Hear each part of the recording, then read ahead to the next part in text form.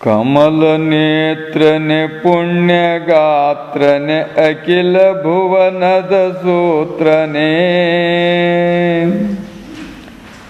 ಅಮಲ ಹೃದಯನೆ ಭಕ್ತ ಸದಯನೆ ದೀನ ಜನ ಸನ್ಮಿತ್ರನೇ ವೇದ ಸ್ತವನ ಸುಪಾತ್ರನೆ ನಿ ಸರ್ವವ್ಯಾಪಿ ಪವಿತ್ರನೇ ಕ್ರೋಧ ವ್ಯಾಘ್ರನ ಶಾಂತಪಡಿಸುತ್ತ ರಕ್ಷಿಸೋ ಸುಚರಿತ್ರನೇ.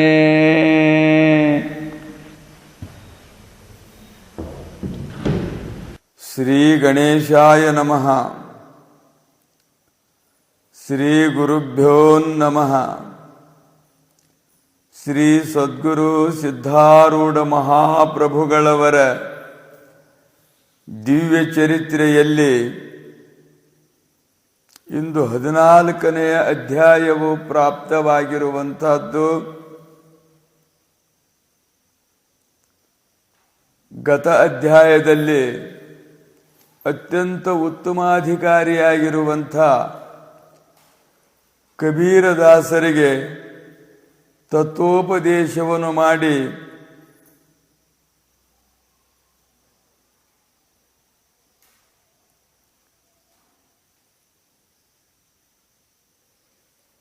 ಅವರನ್ನು ಸಂಪೂರ್ಣವಾಗಿ ಬ್ರಹ್ಮಮಯರಾಗಿ ಮಾಡಿದರು ಎನ್ನುವಂಥ ವಿಷಯವನ್ನು ಕುರಿತು ಸವಿಸ್ತಾರವಾಗಿ ನಿರೂಪಣೆ ಮಾಡಿತು. ಈ 13 ಅಧ್ಯಾಯಗಳವರೆಗೆ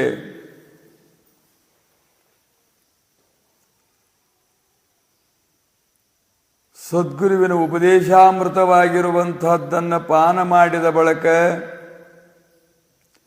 ಆ ಬ್ರಹ್ಮಾಂಡದಲ್ಲಿ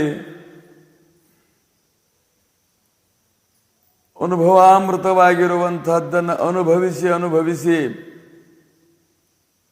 ಆನಂದವಾಗಿರುವಂತಹದ್ದು ಸರ್ವ ಗುರುಭಕ್ತರಿಗೆ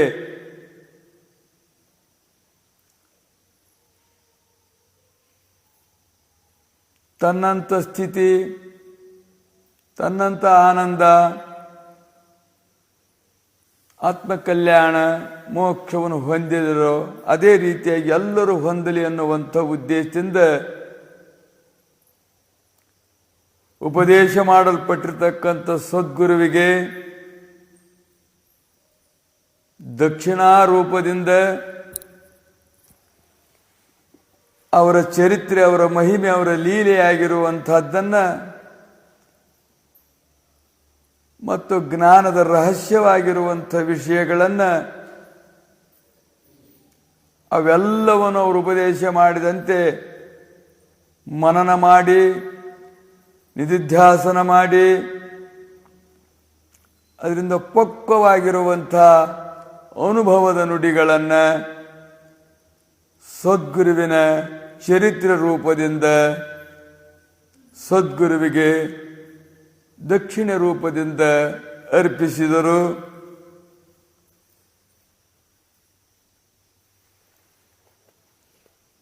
ಅವರು ಮಾಡಿರ್ತಕ್ಕಂಥ ಕೃತಿಗೆ, ಆ ಸೇವೆಗೆ, ಆ ಜಗತ್ಕಲ್ಯಾಣದ ಉದ್ದೇಶವನ್ನು ಕಂಡು ಸದ್ಗುರುನಾಥ ಸಂತುಷ್ಟನಾಗಿ ಪ್ರೇಮಾನುಗ್ರಹದಿಂದ ಅವರನ್ನು ಹರಿಸಿ ಅವರು ರಚನೆ ಮಾಡಿರ್ತಕ್ಕಂಥ ಸದ್ಗುರುವಿನ ಸ್ವರೂಪವಾಗಿರುವಂಥ ದಿವ್ಯ ಚರಿತ್ರೆಗೂ ಕೂಡ ವರದಾನವನ್ನು ಮಾಡಿ ಈ ಗ್ರಂಥವನ್ನು ಯಾರು ಶ್ರವಣ ಮಾಡುವರೋ, ಮಾಡಿಸುವರೋ, ಪಾರಾಯಣ ಮಾಡುವರೋ, ಸಪ್ತಾಹ ರೂಪದಿಂದ 7 ದಿವಸಕ್ಕೆ ಮುಗಿಯುವ ಹಾಗೆ ಯಾರು ನಿಷ್ಠೆಯಿಂದ, ಭಕ್ತಿಯಿಂದ, ಶ್ರದ್ಧೆಯಿಂದ ಶುಚಿರ್ಭೂತರಾಗಿ ಪೂಜೆ ಮಾಡಿ ಪ್ರಾರ್ಥನೆ ಮಾಡಿ ಮಾಡುವಂಥ ಸಕಲ ಸದ್ಭಕ್ತರಿಗೆ ಮೋಕ್ಷವನ್ನೇ ಕೊಡಲಿ ಎಂದು ಹರಿಸಿ ಆಶೀರ್ವದಿಸಿದ ಗ್ರಂಥವಾಗಿರ್ತಕ್ಕಂಥದ್ದಾಗಿರುವುದು.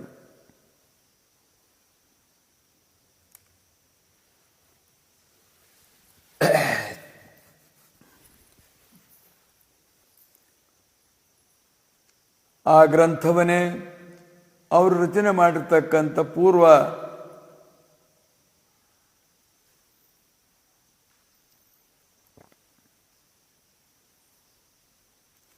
ಆ 13 ಅಧ್ಯಾಯಗಳನ್ನು ನಿನ್ನೆಯವರೆಗೆ ಅವುಗಳನ್ನು ಶ್ರವಣ ಮಾಡಿ ಅದರ ನಂತರ ಶಿವದಾಸರೇನು ರಚನೆ ಮಾಡಿರುವರೋ ಆ ಗ್ರಂಥವಾಗಿರುವಂಥ ದಾಸದ್ಗುರುವಿನ ಚರಿತ್ರೆಯಾಗಿರುವಂಥದ್ದು ಈ 14ನೇ ಅಧ್ಯಾಯದಿಂದ ಪ್ರಾರಂಭವಾಗುವಂತಹದ್ದಾಗುವುದು.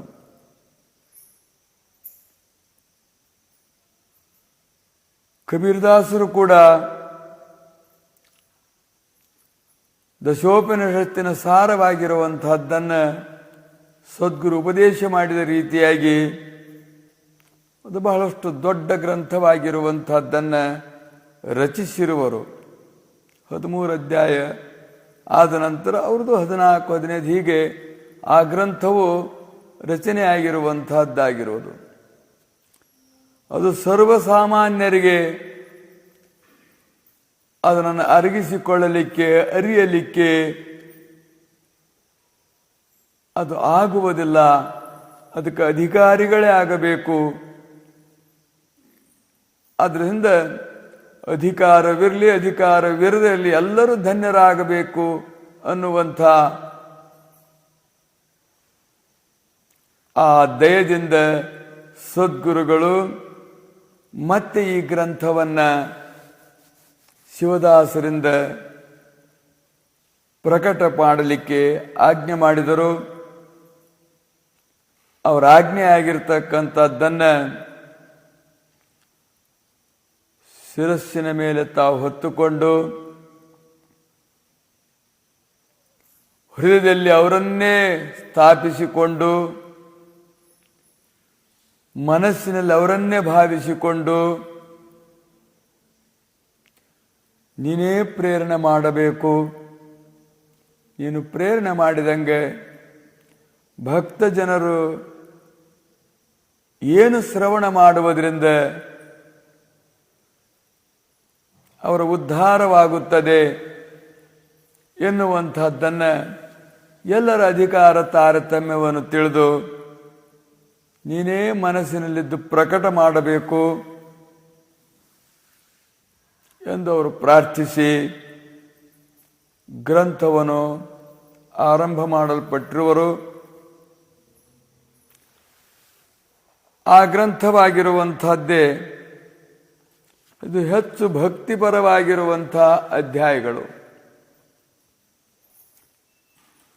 ಹಿಂದಿನ ಅಧ್ಯಾಯಗಳೆಲ್ಲ ಹೆಚ್ಚು ಜ್ಞಾನದ ಪ್ರಕ್ರಿಯೆ ಪ್ರಕರಣಗಳಿಂದ ಕೂಡಿಕೊಂಡಿರ್ತಕ್ಕಂಥವುಗಳಿದ್ದವು. ಸಾಧನದ ವಿಷಯವಾಗಿರುವಂತಹದ್ದಿಂದ ಕೂಡಿಕೊಂಡಿದ್ದುವು. ನೇರವಾಗಿರುವಂಥ ತತ್ವೋಪದೇಶದಿಂದ ಕೂಡಿಕೊಂಡಿರುವಂಥ ಅನುಭವದ ವಾಕ್ಯಗಳವು, ದಿವ್ಯೌಷಧಗಳ ಸದೃಶವಾಗಿರುವಂಥವುಗಳವು. ಆ ಮಾತುಗಳನ್ನು ನಾವು ನೆನಪಿನಲ್ಲಿ ಇಟ್ಟುಕೊಂಡಿವಿ, ಬುದ್ಧಿಯಲ್ಲಿ ಇಟ್ಟುಕೊಂಡಿವಿ, ಭಾವದಲ್ಲಿ ಇಟ್ಟುಕೊಂಡಿವಿ ಅಂದರೆ ಭಾವಾತೀತ ಸ್ಥಿತಿ, ದ್ವಂದ್ವಾತೀತ ಸ್ಥಿತಿ, ಚಿತ್ತಪ್ರಜ್ಞವಾಗಿರ್ತಕ್ಕಂಥ ಸ್ಥಿತಿಯೇ ಪ್ರಾಪ್ತವಾಗುವಂತಹದ್ದಾಗುವುದು. ಅಂಥಂಥ ಅತ್ಯಂತ ವೇದದ ರಹಸ್ಯದ ಉಪನಿಷತ್ತಿನ ರಹಸ್ಯವಾಗಿರುವಂಥ ವಿಷಯಗಳನ್ನೇ ಸಿದ್ಧಾರೂಢರು ಉಪದೇಶ ಮಾಡಲ್ಪಟ್ಟಿರ್ತಕ್ಕಂಥ ವಾಕ್ಯಗಳವು. ಮುಂದಿನ ಗ್ರಂಥದಲ್ಲಿ ಕೂಡ ಅಧಿಕಾರವನ್ನು ಅರಿತವರು ಅವನು ಕನಿಷ್ಠನೋ ಮಧ್ಯಮನೋ ಉತ್ತಮನೋ ಎನ್ನುವಂಥದ್ದನ್ನು ತಿಳಿದುಕೊಂಡು ಅವರ ಸಂಶಯ ವಿಪರೀತ ಅಸಂಭಾವನವೆನ್ನುವಂಥದ್ದು ನಿವೃತ್ತಿಯಾಗುವ ಹಾಗೆ ಉಪದೇಶ ಮಾಡುತ್ತಿರುವರು. ಎರಡೂ ಗ್ರಂಥಗಳು ಸದ್ಗುರುವಿನ ವರದಾನದಿಂದ ಕೂಡಿಕೊಂಡಿರ್ತಕ್ಕಂಥವುಗಳು.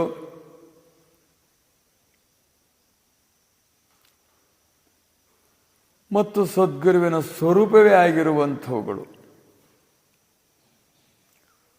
ನಾಮ ಮತ್ತು ನಾಮಿಯಲ್ಲಿ ಭೇದವಿರುವುದಿಲ್ಲ ಅಂತ ಹೇಳಿ, ನಾಮಿಯನ್ನು ಬಿಟ್ಟು ನಾಮವಿರುವುದಿಲ್ಲ, ನಾಮವನ್ನು ಬಿಟ್ಟು ನಾಮಿ ಇರುವಂತಹದ್ದಾಗುವುದಿಲ್ಲ. ಇವು ಅಂದ ಬಳಿಕ ಚರಿತ್ರವಂದ್ರೆ ಸದ್ಗುರುವು, ಸದ್ಗುರುವಂದ್ರೆ ಚರಿತ್ರ ಆಗಿರ್ತಕ್ಕಂಥದ್ದಾಗಿರುವುದು.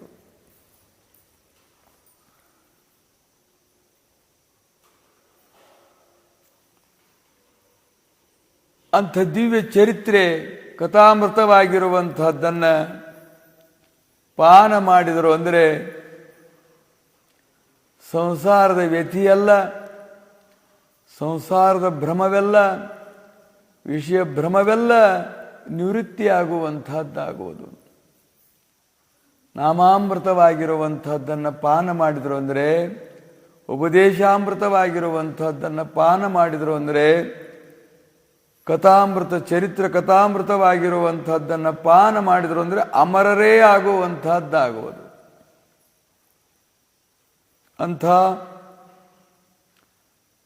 ದಿವ್ಯ ಶಕ್ತಿಯಿಂದ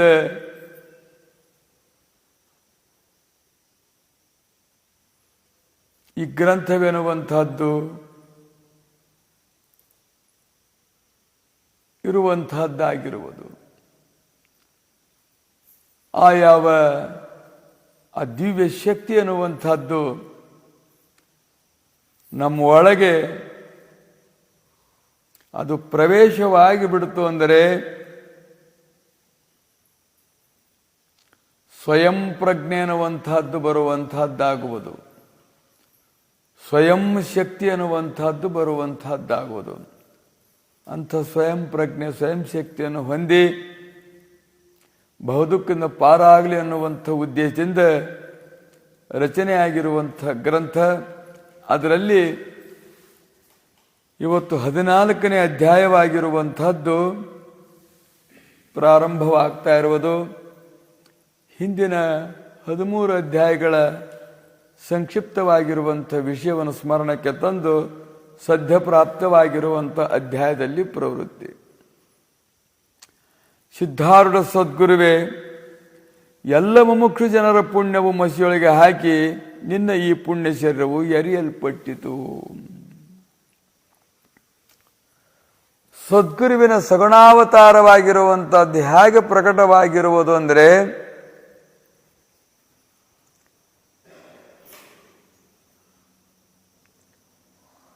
ಎಷ್ಟು ಮಂದಿ ಮುಮುಕ್ಷುಗಳದರೋ ಮೋಕ್ಷಾಪೇಕ್ಷಿಗಳಾಗಿರುವಂಥವರು, ಅಂಥ ಮುಮುಕ್ಷು ಜನರ ಎಲ್ಲ ನಿಷ್ಕಾಮ ಪುಣ್ಯವಾಗಿರುವಂಥದ್ದು. ದಕ್ಷಿಣಾಮೂರ್ತಿಯನ್ನು ಕುರಿತು ಉಪಾಸನ ಮಾಡಿದ್ದು,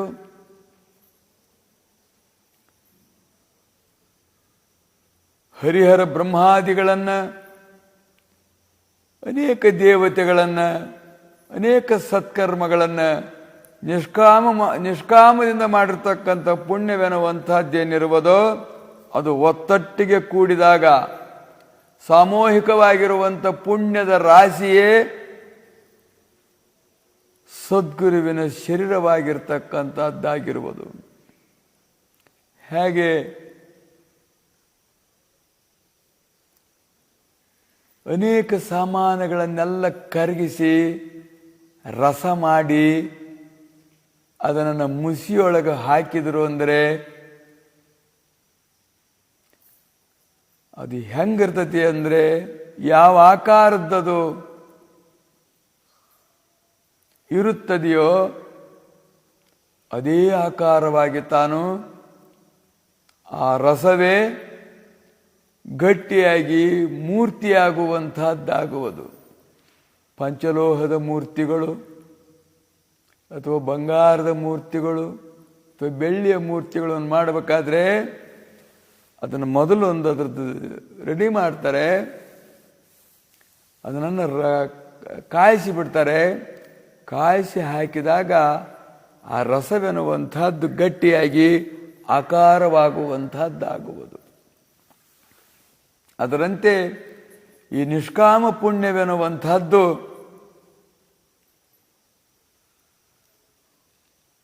ಈ ಮುಮುಕ್ಷು ಜನರ ಪುಣ್ಯದ ಫಲವಾಗಿರುವಂಥದ್ದೇ ನರಶರೀರ ರೂಪದಿಂದ ಆ ಪುಣ್ಯದ ರಾಶಿಯೇ ಪ್ರಕಟವಾಗಿ ಗಟ್ಟಿಗೊಂಡು ಮೂರ್ತಿಮಂತವಾಗಿ ಮಂತ್ರಮೂರ್ತಿಯಾಗಿ ಎಲ್ಲರನ್ನು ಮಂತ್ರಮಯವರನ್ನಾಗಿ ಮಾಡ್ತಕ್ಕಂಥ ದಿವ್ಯ ಪ್ರಭೆಯಿಂದ ಕೂಡಿಕೊಂಡಿರುವಂಥದ್ದು. ಆದ್ದರಿಂದ ಅವರಿಗೆ ಶ್ರುತಿಗಳೇನಂತವೆಂದರೆ ಪುಣ್ಯಮಯ ಶರೀರಿ ಅಂಥೇಳಿ.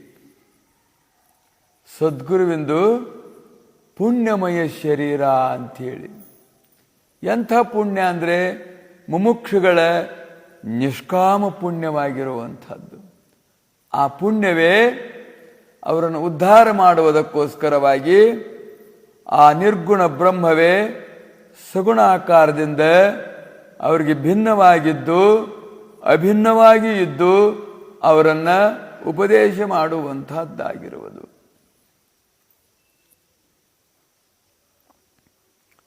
ಆದರೆ ಕೆಲವು ಪುಣ್ಯಮಯ ಶರೀರಗಳಿರ್ತವೆ, ಕೆಲವು ಪಾಪಮಯ ಶರೀರಗಳಿರ್ತವೆ, ಕೆಲವು ಪುಣ್ಯ ಪಾಪ ಎರಡರ ಮಿಕ್ಸದ ಕೂಡಿಕೊಂಡಿರ್ತಕ್ಕಂಥ ಶರೀರಗಳು.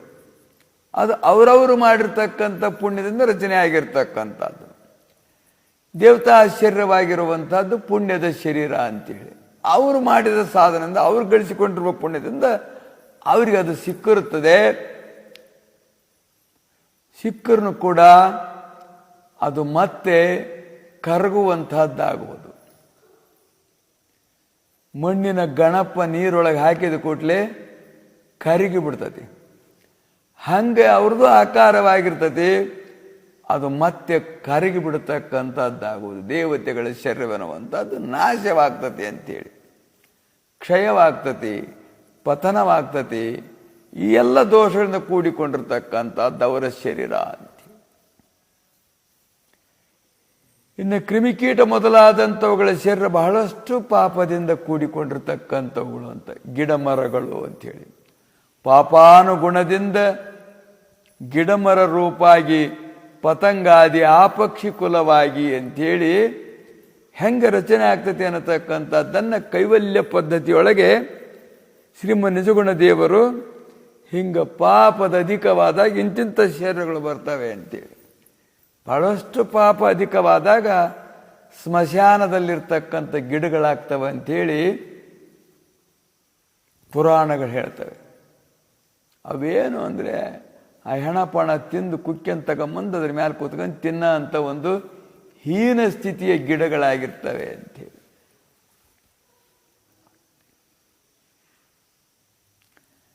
ಹೀಗೆ ಆ ಶರೀರಗಳೆಲ್ಲವೂ ಪಾಪದ ಹೆಚ್ಚುವಿಕೆಯಿಂದ ಆಗಿರ್ತಕ್ಕಂಥವುಗಳುಂಟು.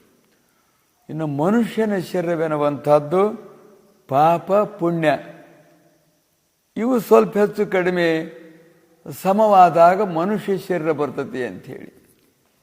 ಪುಣ್ಯ ಹೆಚ್ಚಾದಾಗ ದೇವತಾ ಶರೀರಗಳು, ಪಾಪ ಹೆಚ್ಚಾದಾಗ 84 ಲಕ್ಷ ಜೀವರಾಶಿಗಳೇನದಾವ ಮನುಷ್ಯನ ಬಿಟ್ಟು ಅವೆಲ್ಲವೂ ಬರ್ತವೆ. ಈ ಎಲ್ಲ ಜೀವಗಳಲ್ಲಿ ಮಾಡಿದ ಪುಣ್ಯವೆನ್ನುವಂಥದ್ದು ಹೆಚ್ಚಾಗ್ತಾ ಬಂದಾಗ ಈ ಮನುಷ್ಯ ಶರೀರ ಬರ್ತತಿ ಅನ್ನುವಂಥದ್ದು ನೇಮ. ಅದಕ್ಕೆ ಮಹಾಪುಣ್ಯ ಪ್ರಭಾವೇಣ ಮಾನುಷಂ ಜನ್ಮ ಲಭ್ಯತೆ ಅಂಥೇಳಿ. ಬಹಳಷ್ಟು ಜೀವದ ಸೃಷ್ಟಿ ಆರಂಭದಿಂದ ಹಿಡಿದು ಹುಟ್ಟಿ ಬಂದಿರತಕ್ಕಂಥ ಎಲ್ಲ ದೇಹದೊಳಗೆ ಮಾಡಿರ್ತಕ್ಕಂಥ ಪುಣ್ಯವೆನ್ನುವಂಥದ್ದು ಸಂಗ್ರಹವಾಗಿ ಅದು ಈ ಮನುಷ್ಯಾಕಾರವಾಗಿ ಅರಿವಿನ ಶರೀರವಾಗಿ ತಾನು ಪ್ರಕಟವಾಗಿರುವಂತಹದ್ದಾಗಿರುವುದು. ಇದಂಗೆ ಸುಮ್ಮನೆ ಮನುಷ್ಯ ಶರೀರವೆನ್ನತಕ್ಕಂಥದ್ದು ಸಿಗತಕ್ಕಂಥದ್ದಲ್ಲ. ದುರ್ಲಭವಾಗಿರ್ತಕ್ಕಂಥದ್ದು, ಅಪರೂಪ ಮನುಷ್ಯ ಶರೀರ ಬರ್ತಕ್ಕಂಥದ್ದು. ಅದಕ್ಕೇ ಶಂಕರಾಚಾರ್ಯರು ಜಂತೂನಾಂ ನರಜನ್ಮ ದುರ್ಲಭ ಅಂತೇಳಿ, ಅನೇಕ ಜಂತುಗಳಾಗ್ತಾ ಇರ್ತವೆ ಅಂದರೆ ಪ್ರಾಣಿಗಳು, ಅದರಾಗೆ ಮನುಷ್ಯ ಪ್ರಾಣಿ ಆಗ್ತಕ್ಕಂಥದ್ದು ಬಹಳ ದುರ್ಲಭ ಅಂತೇಳಿ. ಮನುಷ್ಯತ್ವ ಬರ್ತಕ್ಕಂಥದ್ದು, ಮನುಷ್ಯನಾಗಿ ಹುಟ್ಟತಕ್ಕಂಥದ್ದು ಬಹಳಷ್ಟು ದುರ್ಲಭ ಅಂತೇಳಿ. ಅದಕ್ಕೆ ನರಜನ್ಮದಿಂದ ಇಹದೋಳು ಮಿಗಿಲುಂಟೆ ಅಂಥೇಳಿ ನಮಗೆ ಯಾವ್ಯಾವುದೋ ದೊಡ್ಡವು ಒಳ್ಳೆವು ಅಂತ ಕಾಣ್ತಾ ಐತಿ. ಇದು ದಡ್ಡರ ವಿಚಾರವಾಗಿರ್ತಕ್ಕಂಥದ್ದು, ಅವಕ್ಕೆಲ್ಲ ನಾವು ದೊಡ್ಡಿಸ್ತಿಕೆ ಕೊಟ್ಟಿರ್ತಕ್ಕಂಥದ್ದು. ಇವ್ಯಾವು ದೊಡ್ಡವಲ್ಲ. ಈ ಮನುಷ್ಯತ್ವ ಬನತಲ್ಲ ಅರಿತಕ್ಕಂಥದ್ದು, ಸಾರಾಸಾರ ಅರಿತಕ್ಕಂಥದ್ದು, ಏನು ವಿಚಾರವುಳ್ಳಂಥದ್ದೈತಲ್ಲ, ಇಂಥ ಶರೀರ ಬರ್ತಕ್ಕಂಥದ್ದು ಅಧಿಕವಾಗಿರುವಂಥದ್ದು ಯಾವಾಗಲೂ ಬರ್ತಕ್ಕಂಥದ್ದಲ್ಲ. ಮಾನವ ಜನ್ಮ ದೊಡ್ಡದು, ಇದನ್ನು ಹಾನಿ ಮಾಡಿಕೊಳ್ಳಬೇಡಿರಿ ಹುಚ್ಚಪ್ಪಗಳಿರ ಅಂಥೇಳಿ ದಾಸರು ಹೇಳಿರ್ತಕ್ಕಂಥದ್ದು. ನಾವು ಈ ಮನುಷ್ಯ ಜನ್ಮವನ್ನು ಅದನ್ನು ಹೆಂಗ ನಾವು ನಿರರ್ಥಕವಾಗಿ ಮಾಡ್ತೇವೆ ಅಂದರೆ ಅಷ್ಟು ನಿರರ್ಥಕವಾಗಿ ಕಳೀತಾ ಇದ್ದೇವೆ. ಮನುಷ್ಯರಾಗಿ ಹುಟ್ಟಿ ಬಂದರೂ ಕೂಡ ಸಾರ್ಥಕತೆ ಕಡಿಮೆ ಇದರೊಳಗೆ. ಮನುಷ್ಯರಾಗಲಿಕ್ಕೆ ಬಹಳಷ್ಟು ನಾವು ಪ್ರಯತ್ನ ಮಾಡ್ಕೊಂತ ಬಂದು ಆ ಜನ್ಮದಲ್ಲಿ ಸಾರ್ಥಕತೆ ಅನ್ನುವಂಥದ್ದಾಗಿರುವುದು. ಆದರೆ ಮನುಷ್ಯ ಜನ್ಮಕ್ಕೆ ಬಂದ ಬಳಿಕ ಆ ಸಾರ್ಥಕತೆ ಮಾಡಿಕೊಳ್ಳದಲೇ ನಿರರ್ಥವಾಗಿ ಸಮಯವನ್ನು ಆಯುಷ್ಯವನ್ನು ಹಾಳು ಮಾಡಿಕೊಂಡು ಮತ್ತೆ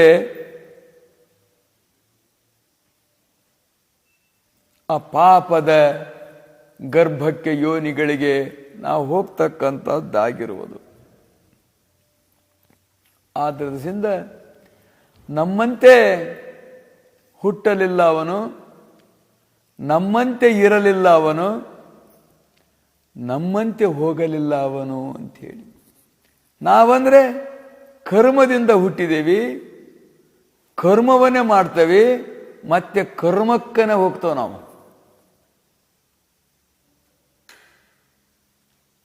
ನಾವು ಹಿಂದೆ ಮಾಡಿದ ಕರ್ಮದಿಂದಲೇ ಬಂದಿರುವು. ಮೊದಲು ಮಾಡಿದ ಕರ್ಮದಿಂದಲೇ ಒದಗಿ ಬಂದನು ತಾಯಿಯುದಿರದಿ, ಕುದಿದು ಮಲಮೂತ್ರದಲ್ಲಿ ನೊಂದನು ಜಾಟರಗ್ನಿಯಲ್ಲಿ ಅಂಥೇಳಿ ಶಂಕರಾಚಾರ್ಯ ತಮ್ಮ ಸ್ತೋತ್ರದಲ್ಲಿ ಅವ್ರು ಹೇಳಿದ್ದಾರೆ. ಮೊದಲು ಮಾಡಿದ ಕರ್ಮದಿಂದಲೇ ನಾವು ಹುಟ್ಟಿ ಬಂದಿದ್ದೇವೆ ಅಂತ. ಹುಟ್ಟಿ ಬಂದ ಬಳಿಕ ಏನು ಮಾಡ್ತೇವೆ ಅಂದರೆ ಪಾಪ ಕರ್ಮಗಳನ್ನು ಮಾಡ್ತಾ ಇದ್ದೇವೆ. ಒಂದು ಕ್ಷಣನೂ ಕೂಡ ಪುಣ್ಯ ಕರ್ಮ ಅನ್ನುವಂಥದ್ದು ಆಗ್ತಾ ಇಲ್ಲ. ನಾವು ತಿಳ್ಕೊಂಡಿದ್ದೀವಿ ಪುಣ್ಯ ಮಾಡ್ತಾ ಇದ್ದೇವೆ ಅನ್ನೋ ಇದು ನಮ್ಮ ಭ್ರಮ. ಇದು ಅದನ್ನು ಮಾಡಿ ಪುಣ್ಯ ಬಂತು, ಕಾಯಿ ಹೊಡಿಸಿ ಪುಣ್ಯ ಬಂತು, ಏನೇನೋ ಮಾಡಿ ಪುಣ್ಯ ಬಂತು, ಅಲ್ಲಿ ಹೋಗಿ ಪುಣ್ಯ ಬಂತು, ಇಲ್ಲಿ ಹೋಗಿ ಪುಣ್ಯ ಬಂತು ಅನ್ನುವಂಥದ್ದೈತಲ್ಲ, ಇದು ಭ್ರಮ. ಇದು ಅದು ಎಳ್ಳಿನಷ್ಟು ಪುಣ್ಯವಾಗಿದ್ದರೆ ಬೆಟ್ಟದಷ್ಟು ಪಾಪವಾಗಿರ್ತದೆ ಅದ್ರ ಜೊತೆಯಲ್ಲಿ. ಅಂದ್ಬಳಕ ಆ ಎಳ್ಳಿನ ಪುಣ್ಯ ಏನು ಮಾಡ್ತೀಯ? ಒಂದು ತೊಟ್ಟಲ್ದಾಗ ಎಳ್ಳಿಟ್ಟು ಇನ್ನೊಂದು ತೊಟ್ಟದೊಳಗೆ ಭಾಳಷ್ಟು ಒಂದು ಕ್ವಿಂಟಲ್ ಗಂಟಲೆ ಇಟ್ವಿ ಅಂದರೆ ಅದೇನು ತೂಗ್ತದ? ಅದು ತೂಗಕ್ಕಾಗದೇ ಇಲ್ಲ ಅದಕ್ಕೆ. ಹಂಗೆ ನಮ್ಮದು ಏನಾಗ್ತೈತಿ ಅಂದರೆ ಮಹಾಪಾತಕಗಳನ್ನು ಮಾಡ್ತಾ ಇದ್ದೇವೆ ನಾವು. ನಮಗೆ ಗೊತ್ತಾಗ್ತಾ ಇಲ್ಲ ಹೆಂಗೆ ನಮಗೆ ಪಾಪ ಆಗ್ತದೆ ಅನ್ನತಕ್ಕಂಥದ್ದು ಗೊತ್ತಾಗ್ತಾ ಇಲ್ಲ. ಗೊತ್ತಾಗದೆ ನಾವು ಮಾಡ್ತಕ್ಕಂಥದ್ದು ಈ ಮನುಷ್ಯ ಜನ್ಮದಲ್ಲಿ ಬಹಳಷ್ಟು ಪಾಪ ಮಾಡ್ತೇವೆ ಅಂತೇಳಿ ಅದಕ್ಕೆ ಮುಂದೆ ನಾವು ಮನುಷ್ಯರಾಗ್ತೀವಿ ಅನ್ನತಕ್ಕಂಥದ್ದು ಭರವಸೆ ಇಲ್ಲ ಅಂತೇಳಿ. ಹಿಂದಿಲಿಂದ ಬರಬಹುದು ಮನುಷ್ಯರಾಗಲಿಕ್ಕೆ, ಮನುಷ್ಯರಾಗಿ ಮತ್ತೆ ಮನುಷ್ಯರಾಗ್ತಕ್ಕಂಥದ್ದೈತಲ್ಲ ಅದು ಆಗ್ತಕ್ಕಂಥ ಕೆಲಸ ಅಲ್ಲ. ಯಾಕಂದ್ರೆ ಪಾಪ ಹೆಚ್ಚಾಗಿಬಿಡ್ತಲ್ಲ. ಆ ಎಲ್ಲ ಶರೀರಗಳು ಒಂದಿಲ್ಲ ಒಂದು ರೀತಿಯಾಗಿ ಉಪಕಾರ ಮಾಡ್ತಾ ಇದ್ದಾವೆ. ಎಲ್ಲ ಶರೀರಗಳು ಉಪಕಾರ ಮಾಡ್ತಾ ಇದ್ದಾವೆ. ಆದರೆ ಪ್ರತಿಕಾರ ಮಾಡ್ತಕ್ಕಂಥ ಶರೀರ ಅಂದ್ರೆ ಮನುಷ್ಯಂದೊಂದೇ. ಇದು ಉಪಕಾರ ಮಾಡೋದಿಲ್ಲ, ಇದು ಪ್ರತಿಕಾರ ಮಾಡ್ತಾ ಇರ್ತದೆ. ಪ್ರತಿಕಾರ ಮಾಡ್ತಾ ಇರ್ತದೆ. ಪ್ರಕೃತಿಗೆ ಪ್ರತಿಕಾರ ಮಾಡ್ತತಿ, ಧರ್ಮಕ್ಕೆ ಪ್ರತಿಕಾರ ಮಾಡ್ತತಿ, ಸತ್ಯಕ್ಕೆ ಪ್ರತಿಕಾರ ಮಾಡ್ತತಿ, ನೀತಿಗೆ ಪ್ರತಿಕಾರ ಮಾಡ್ತತಿ, ಪರಿಸರಕ್ಕೆ ಪ್ರತಿಕಾರ ಮಾಡ್ತತಿ, ಎಲ್ಲದಕ್ಕೂ ಪ್ರತಿಕಾರ ಮಾಡ್ತಕ್ಕಂಥ ಈ ಶರೀರವಾಗಿರ್ತಕ್ಕಂಥದ್ದು. ಅವೆಲ್ಲ ನೋಡು, ಗಿಡ ಆಗಿದ್ದು ಅಂದರೆ ನೆರಳು ಕೊಡ್ತವೆ, ಮಳೆ ಬರ್ತಿತ್ತು ಅಂದರೆ ನಿತ್ಕಣಕ್ಕೆ ಆಶ್ರಯ ಕೊಡ್ತವೆ, ಮತ್ತೆ ಹೂ ಕೊಡ್ತವೆ, ಮತ್ತೆ ಹಣ್ಣು ಕೊಡ್ತವೆ. ಇವೆಲ್ಲದಕ್ಕಿಂತ ಹೆಚ್ಚು ಯಾವುದು ಕೊಡ್ತದಲ್ಲ, ಆಕ್ಸಿಜನ್ನ, ಪ್ರಾಣವಾಯು ಕೊಡ್ತತಿ. ನೀನು ಆ ಪ್ರಾಣವಾಯು ತಗೊಂಡು ಅಪಾನವಾಯು ಮಾಡ್ತೀಯ. ನೀ ಪ್ರಾಣವಾಯು ತಗೊಂಡು ಏನು ಮಾಡ್ತೀಯ? ನೀನು ಯಾವ್ದು ಬಿಡ್ತೀಯ ಹೊರಗೆ? ಅದು ಯಾತಕ್ಕೆ ಒಳ್ಳೇದದು? ನಿನಗೂ ಒಳ್ಳೇದಲ್ಲ, ಜಗತ್ತಿನಿಗೂ ಒಳ್ಳೇದಲ್ಲ. ನೀನು ಶುದ್ಧವಾದ ಹವೆ ತಗೊಂಡು ಅದ ಅಂತ ಆಸಿಡ್ ಮಾಡ್ತೀಯ, ಶುದ್ಧವಾದ ಜಲ ತಗೊಂಡು ಅದನ್ನು ಮಾಡ್ತೀಯ, ಶುದ್ಧವಾದ ಆಹಾರ ತಗೊಂಡು ಇದನ್ನು ಮಾಡ್ತೀಯ. ಆಕಳು ಸೆಗಣಿ ಹಾಕೈತಿ ಅಂದ್ರೆ ಬಳದ್ರೆ ಸುಗಂಧ ಆಕತಿ, ಅದು ಅಮೃತ ಅಂತ ಅನ್ಸ್ಕೊಂಡತಿ. ನಿಂದು ಮುಟ್ಟಾಕ ಬರ್ತದ? ಕಟ್ಟಿಗೆಂದು ಬಕ್ಕಣದಾಗ ಇಟ್ಕೊಳಕ್ ಬರ್ತದ? ತಲೆ ಮೇಲೆ ಹೊತ್ಕೊಳಕ್ ಬರ್ತದ? ಅದು ನೋಡಪ್ಪ, ಕೈ ಹಿಡ್ಕ, ನೀನು ತಲೆ ಮೇಲೆ ಹೊತ್ಗ, ನೀನು ಮೈಗೆ ಹಚ್ಕೊಂಡು ಸ್ನಾನ ಮಾಡು, ಎಷ್ಟು ಪರಿಶುದ್ಧ ಆಗ್ತೀಯ. ಗೋಮೂತ್ರ ಹಚ್ಕೊಂಡು ಸರಿ ಮಾಡು, ಸ್ನಾನ ಮಾಡು, ಚರ್ಮ ರೋಗಗಳೆಲ್ಲ ಹೋಗ್ತವೆ. ನಿಂದು ಮುಟ್ಟಿದ್ರೆ ಸೋಪು 5-6 ಸಲ ಹಚ್ಬೇಕಲ್ಲಪ್ಪ. 5-6 ಸಲ ಹಚ್ಚಿದ್ರು ಸ್ವಚ್ಛ ಆಗೋದಲ್ಲ. ಧರ್ಮಶಾಸ್ತ್ರರು ಹಂಗೆ ಹೇಳಿಲ್ಲ. ಅದು ಮಣ್ಣು ಹಚ್ಚಬೇಕು ಅಂತ ಹೇಳ್ತತಿ. ಅದು 21 ಸಲ ಮಣ್ಣು ಹಚ್ಚಬೇಕು ಅಂತತಿ. ನಿನ್ನ ಎಡಗೈಗೆ 21 ಸಲ ಮಣ್ಣು ಹಚ್ಚಿ ತೊಳಿಬೇಕು ಅಂತತಿ. ನಮಗೂ ಅವಕ್ಕೂ ವಿಚಾರ ಮಾಡಿದ್ರೆ, ಆಕಳ ಇರ್ತಕ್ಕಂಥ ಗೋಶಾಲೆಯೊಳಗೆ ಮಲಗಿಕೊಂಡ್ರೆ ಎಷ್ಟೋ ರೋಗಗಳು ಹೋಗ್ತವೆ. ನಿನ್ನ ಹತ್ರ ಬಂದ್ರೆ ಎಷ್ಟೋ ರೋಗಗಳು ಬರ್ತಾವೆ. ನಿನಗೆ ಶೀತ ಆಗಿತ್ತು ಅಂದ್ರೆ, ನಿನಗೆ ಕೆಮ್ಮಾಗಿತ್ತು ಅಂದ್ರೆ ನಮಗೂ ಬಂದು ಬಿಡ್ತತಿ. ಇಲ್ಲಿ ನಮಗಾಗಿತ್ತು ಅಂದ್ರೆ ನಿನಗೆ ಬಂದು ಬಿಡ್ತತಿ. ಅಂದ ಬಳಕೆ ನದಿಗಳು ಪರೋಪಕಾರ ಮಾಡ್ತವೆ, ಆಕಳ ಎಷ್ಟು ಪರೋಪಕಾರ ಮಾಡ್ತತಿ, ದನಗಳು ಎಷ್ಟು ಪರೋಪಕಾರ ಮಾಡ್ತವೆ, ಪಶು ಪಕ್ಷಿ ಕ್ರಿಮಿ ಕೀಟಗಳೆಲ್ಲವೂ ಪರೋಪಕಾರ ಮಾಡ್ತಾ ಇದಾವೆ ಮನುಷ್ಯನಿಗೋಸ್ಕರವಾಗಿ. ಆದರೆ ಮನುಷ್ಯ ಅವುಗಳೆಲ್ಲದರ ಉಪಕಾರವನ್ನು ಮಾಡಿಕೊಂಡು ಪ್ರತಿಕಾರ ಮಾಡ್ತಾ ಇದ್ದಾನೆ. ಆ ಅಮೃತವಾಗಿರುವಂತಹದ್ದನ್ನು ಕುಡಿದು ವಿಷ ಕಾರ್ತಾ ಇದ್ದಾನೆ. ಗೋವಿನ ಹಾಲನ್ನು ಕುಡಿದು ವಿಷ ಮಾಡ್ತಾನೆ, ವಿಷ ಕಾರ್ತಾನೆ, ವಿಷ ತುಂಬಿಕೊಂಡಿರ್ತಕ್ಕಂಥದ್ದಾಗಿರುವುದು. ಆದ್ರಿಂದ ನಾವೇನೋ ಬಹಳ ಶ್ರೇಷ್ಠರು, ಬಹಳ ಬೆಲೆ ಬಾಳರು, ಬಹಳ ನಮಗೆ ಯೋಗ್ಯತೆ ಐತಿ, ಬಹಳಷ್ಟು ಜನ ಐತಿ, ಬಹಳಷ್ಟು ದನ ಐತಿ, ಬಹಳಷ್ಟು ಎಲ್ಲ ಐತಿ, ಅದು ಐತಿ, ಇದು ಐತಿ ಅಂತವಿ. ಈ ಬಹಳಷ್ಟು ಇರೋದೆಲ್ಲ ಪಾಪ ಐತೆ ಹೊರತು ಪುಣ್ಯವೆನ್ನುವಂಥದ್ದಿಲ್ಲವೇ ಇಲ್ಲ. ಯಾಕೆ ಬಹಳ ಆಶ್ಚರ್ಯವಾಗಿ ನೋಡ್ತಾ ಇದ್ದಾನೆ. ಪುಣ್ಯ ಮಾಡೋದಲ್ಲ ನಾವು ಒಂದು ಕೂಡಲೇ. ನಾನು ದಿವಸ ಪೂಜೆ ಮಾಡ್ತಾನೆ, ಉದ್ದಿನ ಕಡ್ಡಿ ಬೆಳಗ್ತಾನೆ, ಸ್ತೋತ್ರ ಹೇಳ್ತಾನೆ, ಪ್ರಾರ್ಥನೆ ಮಾಡ್ತಾನೆ ಅಂತೇಳಿ ಅವ್ನು ಕಾಕಂಡಿಕೆ ಮನಸ್ಸಿನಾಗ ಐತಿ. ಇವ್ರೇನು ಒಂದು ಸ್ವಲ್ಪ ಪುಣ್ಯ ಆಗೋದಲ್ಲ, ನಾನು ಇಷ್ಟೆಲ್ಲ ಮಾಡ್ತೀನಿ ಪುಣ್ಯ ಆಗೋದೇ ಅಲ್ಲಲ್ಲ ಅಂತಾರ ಅಂತೇಳಿ. ಅದೇ ಎಳ್ಳಿನೂ ಅಷ್ಟು ಆಕತಿ ಅಂತ ಹೇಳಿದ್ವಲ್ಲ, ಅದು ಮನಸ್ಸು ಇರ್ತತೋ ಇಲ್ಲೋ, ಮಾಡಬೇಕಾರೆ ನಾಯಿಗೆ ಅನ್ನ ಹಾಕಿದ್ರೋ ಇಲ್ಲೋ, ಅವನ ಗಿಡಕ್ಕೆ ನೀರು ಬಡಕ್ಕೆ ಹೇಳಿದ್ದೆ ಬಿಟ್ಟದ್ನೋ ಇಲ್ಲೋ, ಹಿಂಗೆ ಮಾಡ್ಕೊಂತಿರೋರ ಭಾಳ ಮಂದಿ. ಒಬ್ಬ ಗೌಡ್ರು ಶಿವಪೂಜೆಗೆ ಕುಂತಿದ್ರಂತೆ. ಅವ್ರ ದಿವಸ ಶಿವಪೂಜೆ ಎಲ್ಲ ಕೆಲಸ ಮಾಡಿ ಬಂದು ಶಿವಪೂಜೆ ಮಾಡ್ಕೊಳ್ಳೋದು ನೇಮ. ಸ್ನಾನ ಮಾಡ್ಕೊಳ್ಳೋದು, ಆಮೇಲೆ ಕೈ ಲಿಂಗು ಇಟ್ಕೊಳ್ಳೋದು, ಅದಕ್ಕೆ ಮಜ್ಜನ ಮಾಡೋದು, ಅದಕ್ಕೆ ಏನು ನೇಮಗಳದಾವಲ್ಲ, ಇವನ್ನೆಲ್ಲ ಮಾಡ್ಕೊಂತ ಇದ್ರಂತ. ಕೆಲವೇನೇನೋ ಹೇಳ್ಕೊಂತ ಮಂತ್ರ ಗಿಂತ್ರ ಹೇಳ್ಕೊಂತ ಮಾಡ್ಕೊಂತ ಇದ್ರಂತ. ಅವಾಗ ಹೊರಗೊಬ್ಬನ್ ಬಂದು ಏನೋ ಕೆಲಸಕ್ಕೆ ಗೌಡ್ರು ಎಲ್ಲಿದಾರವ ಅಂತ ಕೇಳಿದ್ರಂತ. ಅವ್ರ ಸಸಿಗೆ ಗೌಡ್ರು ಎಲ್ಲಿದಾರವ ಅಂತ ಹೇಳಿ ಕೇಳಿದ್ರಂತೆ. ಗೌಡ್ರು ಹೊಲಗೇರಿಗೆ ಹೋಗಿದಾರ ಅಂತ ಹೇಳಿದ್ರಂತ ಆಕೆ. ಎಲ್ಲ ಇವನು ನಾ ಸ್ನಾನ ಮಾಡ್ಕೊಂಡು ಪೂಜೆ ಮಾಡ್ಕೊಂತ ಕುಂತಿದ್ದಾನೆ, ನಾನು ಸಸಿ ನೋಡಿದ್ರೆ ಹೊಲಗೇರಿ ಹೋಗಿದ್ದಾಳಲ್ಲ ಅಂತ ಹೇಳ್ತಾಳ. ಅವನು ಹೌದೇನ ಬಿಡು ಅಂತ ಹೋದ. ಅವನು ಇವನು ಎದ್ದು ಬಂದ ಬಳಿಕ ಇಲ್ಲೇ ಕುಂತಾನೆ, ಹೊಲಗೇರಿ ಹೋಗಿದ್ದೀನಲ್ಲ, ಹೊಲಗೇರಿ ಹೋಗಿದ್ದೇನೆ ಅಂತ ಅಂದಲ್ಲ ನೀನು ಅಂತ ಅಂದಂತೆ. ಮತ್ತು ನಿನ್ನ ಮನಸ್ಸು ಎಲ್ಲಿತ್ತು ಹೇಳು ಅಂದ್ಲಂತಕ್ಕೆ. ಇವನು ಚಪ್ಪಲಿ ಹೊಲಿಯಕ್ಕೆ ಹಾಕಿ ಬಂದಂತ. ಒಂದು ವಾರ ಆಯ್ತು, ಇನ್ನು ಹೊಲದನ್ನ ಎಲ್ಲ ಹೊಲಕ್ಕೆ ಹೋಗ್ಬೇಕಾಗಿತ್ತು, ಅತ್ಲ ಹೋಗ್ಬೇಕಾಯ್ತು ಅಂತೇಳಿ ಶಿವಪೂಜೆ ಮಾಡ್ಕೊಂಡು ನಮ್ಮ ಮನಸ್ಸು, ಇದು ಒಂದು ಉದಾಹರಣೆ. ನಮ್ಮ ಮನಸ್ಸು ಹೆಂಗಿರ್ತೈತಿ, ನಾವು ಶಿವಪೂಜೆ ಮಾಡ್ಕೊಳ್ಬೇಕಾದ್ರೆ ಹೆಂಗಿರ್ತೈತಿ, ಈ ಕೇಳಕ್ ಕುಂತ ಎಲ್ಲಿ ಐತದ ಮನಸ್ಸು, ಇಲ್ಲೇ ಐತೋ ಎಲ್ಲಿ ಐತೋ, ಇದು ತತ್ವ ಇದು. ಅದು ಅವ್ರನ್ನೂ ಒಂದು ಉದಾಹರಣೆ ಕೊಡೋದು ಅಷ್ಟೇ. ನಾವು ಶಿವಪೂಜೆ ಮಾಡ್ತಿರ್ತೇವೆ, ಇನ್ನು ರೊಟ್ಟಿ ಸುಟ್ಲೋ ಇಲ್ಲ, ಚಟ್ನಿ ಅರ್ಲೋ ಇಲ್ಲ, ಇವತ್ತು ದೌಡ್ ಹೋಗ್ಬೇಕಾಗಿತ್ತು, ಹೌದಾ, ಪೂಜೆ ಮಾಡ್ಕೊಂತಾನೆ.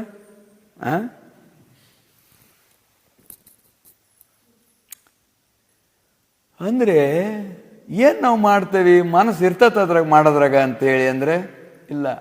ಮಾಡಿ ಮಾಡಿ ಕೆಟ್ಟರೋ ಮನವಿಲ್ಲದೆ, ನೀಡಿ ಕೆಟ್ಟರೋ ನಿಜವಿಲ್ಲದೆ. ಮಾಡಿ ನಾವು ಕೆಟ್ಟದವ ಚಲೋ ಆಗ್ಯಾವ ಅಂತೇಳಿ ನಾವ ತಿಳ್ಕೋಬೇಕು. ಮಾಡಿ ನಮಗೆ ಪುಣ್ಯ ಆಗೈತ ಪಾಪ ಆಗೈತ ಅಂತೇಳಿ ನಾವ ತಿಳ್ಕೋಬೇಕಾಗೈತಿ.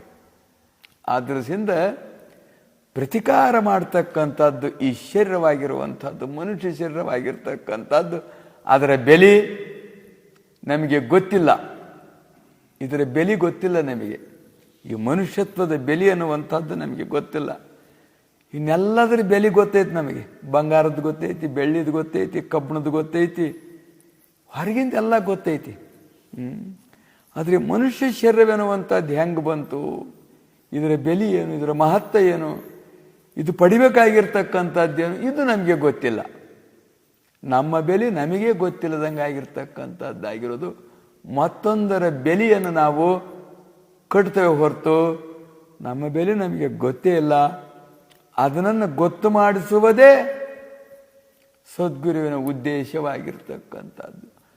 ಅದನ್ನು ಗೊತ್ತುಪಡಿಸುವುದಕ್ಕೋಸ್ಕರವಾಗಿ ಅವನ ಅವತಾರವೆತ್ತಿರ್ತಕ್ಕಂಥದ್ದು.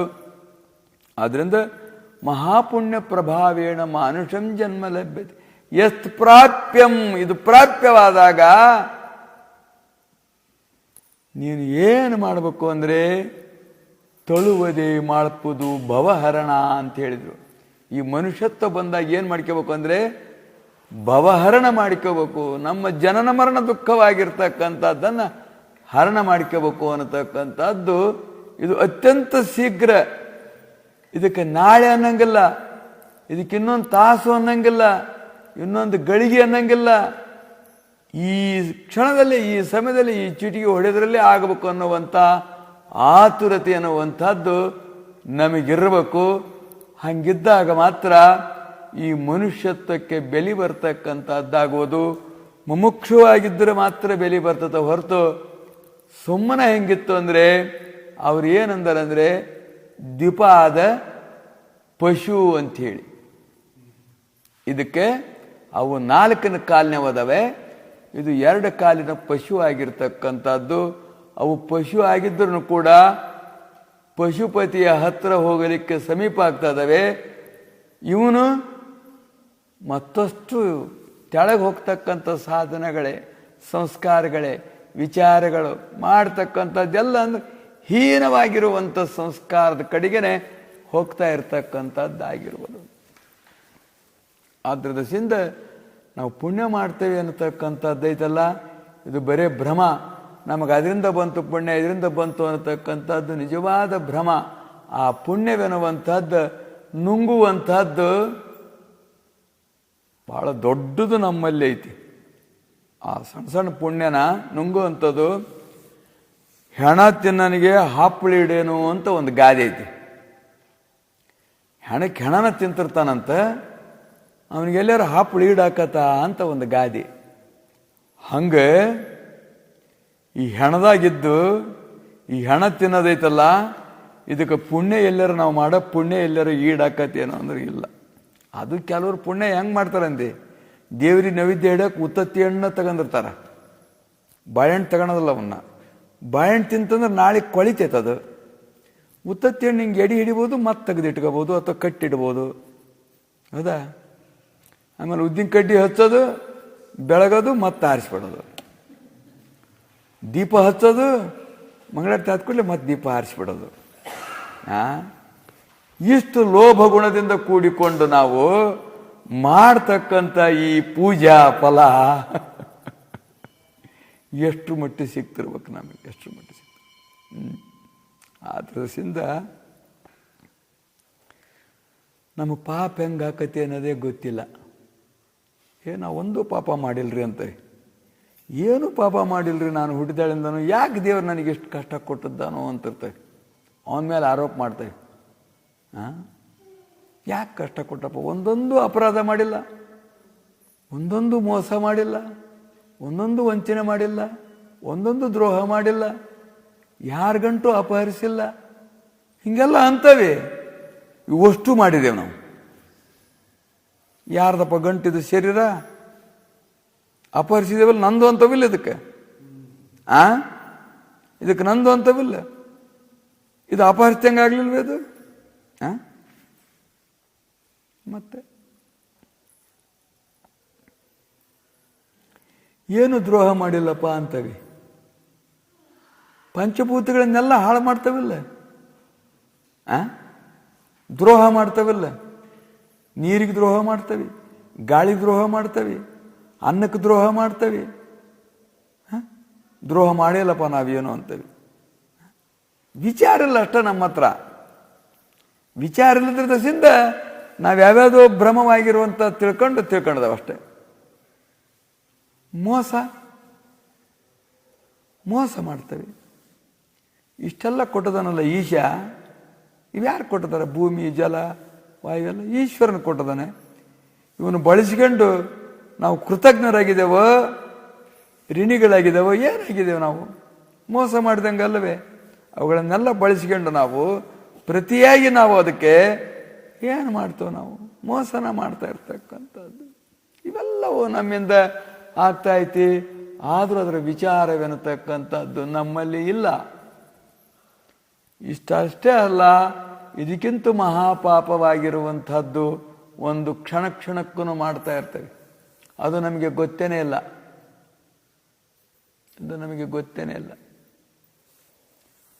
ಅದಕ್ಕೆ ಕೈವಲ್ಯ ಪದ್ಧತಿಯ ಪ್ರಾರಂಭದಲ್ಲಿ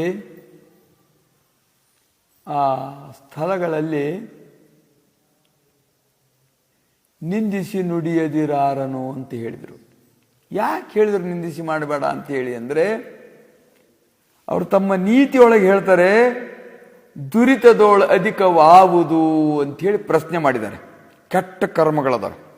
ಶಿಶು ಹತ್ಯ, ಗೋಹತ್ಯ, ಆಮೇಲೆ ಬ್ರಹ್ಮಹತ್ಯ,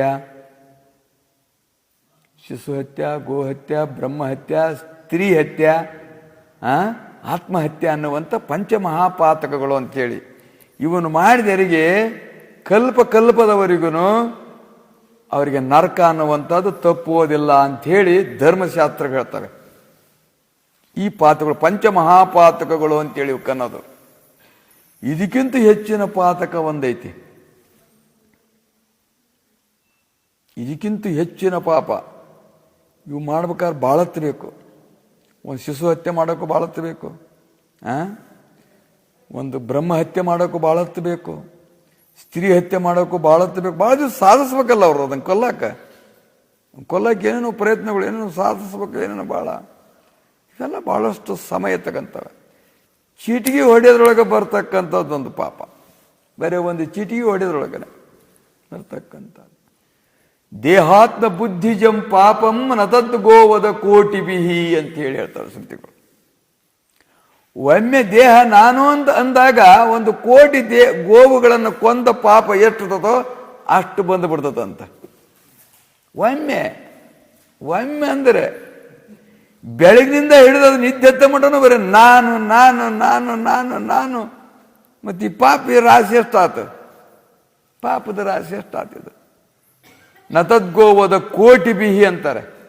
ಒಂದು ಕೋಟಿ ಗೋವುಗಳನ್ನು ಕೊಂದರೆ ಎಷ್ಟು ಪಾಪ ಬರ್ತದೋ ಅಷ್ಟು ದೇಹಾತ್ಮ ಬುದ್ಧಿಯಿಂದ ಈ ದೇಹವೇ ನಾನು, ಈ ಜಾತಿನೇ ನಾನು, ನಾನು ಪುರುಷ, ನಾನು ಸ್ತ್ರೀ, ನಾನು ಬ್ರಾಹ್ಮಣ, ನಾನು ಇವೇನೇನು ಅದಾವಲ್ಲ ಇವೆಲ್ಲ.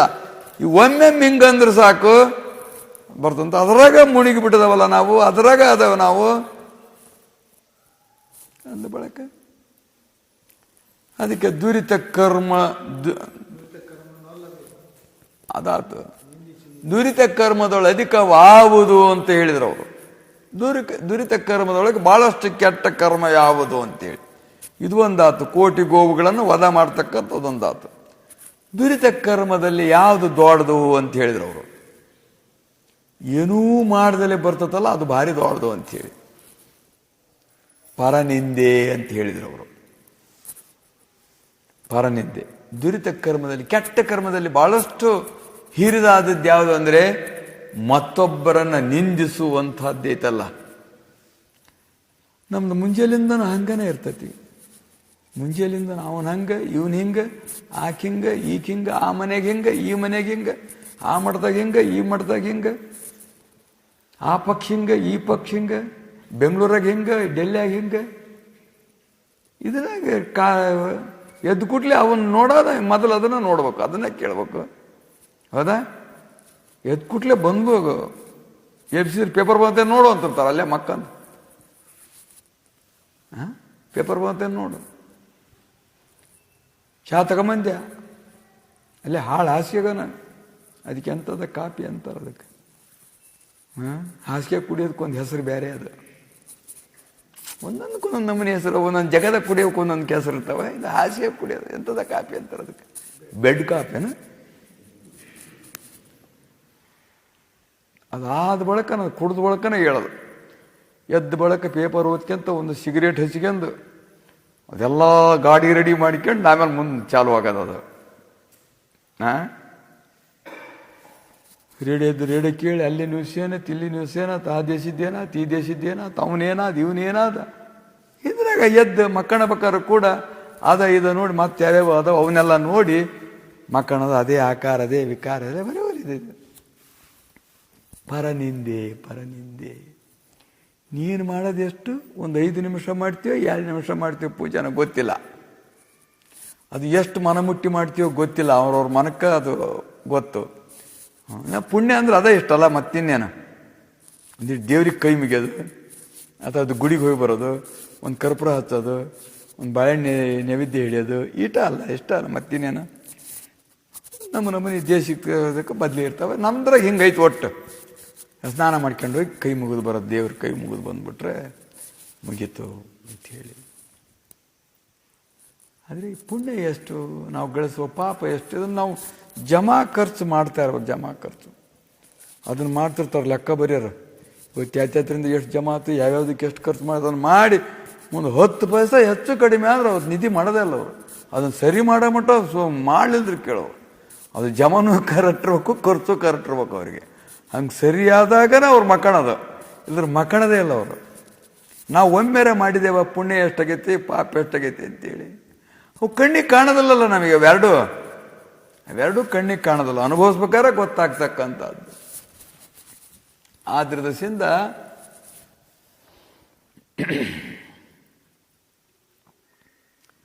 ನಮ್ಮದೇನು ಅಂದರೆ ಪಾಪದ ಶರೀರವಾಗಿರ್ತಕ್ಕಂಥದ್ದು ಇದು ಪವಿತ್ರವಾಗಬೇಕಾದ್ರೆ, ಇದು ಪಾವನವಾಗಬೇಕಾದ್ರೆ ಪಾವನ ಗಂಗೆಯಾಗಿರ್ತಕ್ಕಂಥ, ಪವಿತ್ರ ಗಂಗೆಯಾಗಿರ್ತಕ್ಕಂಥ ಜ್ಞಾನ ಗಂಗೆ, ಜ್ಞಾನಿಗಳ ವಿಚಾರದಲ್ಲಿ, ಜ್ಞಾನಿಗಳ ಉಪದೇಶದಲ್ಲಿ ಅಲ್ಲಿ ಹೋದಾಗ ಮಾತ್ರ ಅದು ಪವಿತ್ರವಾಗ್ತಕ್ಕಂಥದ್ದು. ಅದರ ಹೊರತಾಗಿ ಇನ್ನೆಲ್ಲದರಿಂದಲೂ ಇದು ಅಪವಿತ್ರನೈತಿ, ಮತ್ತೊಂದನ್ನು ಅಪವಿತ್ರ ಮಾಡ್ತಕ್ಕಂಥದ್ದು. ಇದು ತಾನಷ್ಟು ಅಪವಿತ್ರ ಅಲ್ಲ, ಮತ್ತೊಂದನ್ನು ಅಪವಿತ್ರ ಮಾಡ್ತಕ್ಕಂಥದ್ದಾಗಿರುವುದು. ಆದ್ರಿಂದ ಇದು ಬೆಲೆ ಬಾಳದೆ ಇರತಕ್ಕಂಥ ಶರೀರಕ್ಕೆ ನಾವು ಬಹಳಷ್ಟು ಬೆಲೆ ಕೊಟ್ಟು, ಅದರ ಮೂಲ ಉದ್ದೇಶವೇನಿರುವುದು, ಭಗವಂತ ಒಂದು ಅವಕಾಶ ಕೊಟ್ಟದಾನೆ, ದುಃಖನೂ ಕೊಟ್ಟದಾನೆ, ದುಃಖದಿಂದ ಪಾರಾಗ್ತಕ್ಕಂಥ ಒಂದು ಅವಕಾಶ ಕೊಟ್ಟದಾನೆ. ಅದೇ ಮನುಷ್ಯ ಜನ್ಮ ಅಂಥೇಳಿ. ರೋಗನೂ ಕೊಟ್ಟದಾನೆ, ರೋಗದ ನಿಧಾನದ ಔಷಧಿಯನ್ನು ಕೊಟ್ಟದಾನೆ. ರೋಗನೂ ಕೊಟ್ಟ ನಮಗೆ, ಅದು ನಿಧಾನ ಮಾಡ್ತಕ್ಕಂಥ ಅನೇಕ ಮೂಲಿಕೆಗಳು, ಅನೇಕ ಔಷಧಿಗಳನ್ನು ಕೊಟ್ಟದಾನ ಅವನು. ಹಾಗೆ ನಮಗೆ ಈ ರೂಪದಿಂದ ಭವಬಂಧವನ್ನು ಕೊಟ್ಟದಾನೆ. ಆ ಭವಬಂಧನದಿಂದ ಪಾರಾಗ್ತಕ್ಕಂಥದ್ದು ಒಂದು ಅವಕಾಶ ಕೊಡ್ತಾನೆ. ಈ ಅವಕಾಶ ಹೋಯ್ತು ಅಂದರೆ ಜನ್ಮ ಚುಕೇತೋ 1,84 ಫೇರಿ ಅಂತೇಳಿ. ಒಮ್ಮೆ ಈ ಜನ್ಮ, ಮನುಷ್ಯ ಜನ್ಮ ಅನ್ನುವಂಥದ್ದು ಮಿಂಚು ಹೋಗಿಬಿಡ್ತು ಅಂದರೆ ಮತ್ತೆ 84 ಲಕ್ಷ ಜೀವರಾಶಿಗಳಲ್ಲಿ ತಿರುಗಿ ಯಾವಾಗೋ ಎಂಬರ್ಬೇಕು ಈ ಮನುಷ್ಯ ಶರೀರಕ್ಕೆ. ಆ ಶರೀರಗಳಾಗೋದು ಬಹಳ ಸುಲಭ ಐತಿ. ದೇವತಾ ಶರೀರ ದೇವಲೋಕಕ್ಕೆ ಹೋಗೋದು ಬಹಳ ಸುಲಭ ಐತಿ. ಈ ಕೆಳಗೆ ಬರೋದು ಬಹಳ ಸುಲಭ ಐತಿ. ಈ ಮಧ್ಯಸ್ಥಿಗೆ ಬರ್ಬೇಕಲ್ಲ, ಇದು ಬಹಳ ಕಷ್ಟವಾಗಿರ್ತಕ್ಕಂಥದ್ದು. ಗಡಿ ಚುಕೇತೋ 12 ವರ್ಷ, ಜನ್ಮ ಚುಕೇತೋ 1,84 ಫೇರಿ ಅಂತೀವಿ. ಒಂದು ಗಳಿಗೆ ತೆಪ್ಪಿತು ಅಂದರೆ ಅದೇ ಗಳಿಗೆ ಬರ್ಬೇಕಂದ್ರೆ 12 ವರ್ಷ ಇರ್ತದೆ. ಒಂದೊಂದು ಗ್ರಹಣಗಳಿರ್ತವೆ, ಅದೇ ಗ್ರಹಣ ಅಂಥದೇ ಗ್ರಹಣ ಬರ್ಬೇಕಾದ್ರೆ 12 ವರ್ಷ ಇರ್ತದೆ. ಕೆಲವೊಂದು 80 ವರ್ಷಕ್ಕೆ ಇರ್ತವೆ. ಅದು ಬರ್ಬೇಕಂದ್ರೆ 80 ವರ್ಷ ತನಕ ಬೇಕು. ಈ ಒಂದು 25-30 ವರ್ಷದಿಂದ ಒಂದು ಗ್ರಹಣ ಹಿಡಿದತ್ತು, ಹಗಲತ್ತು ಕತ್ತಲಾಗಿ ಹೋಗಿಬಿಟ್ಟದ್ದು.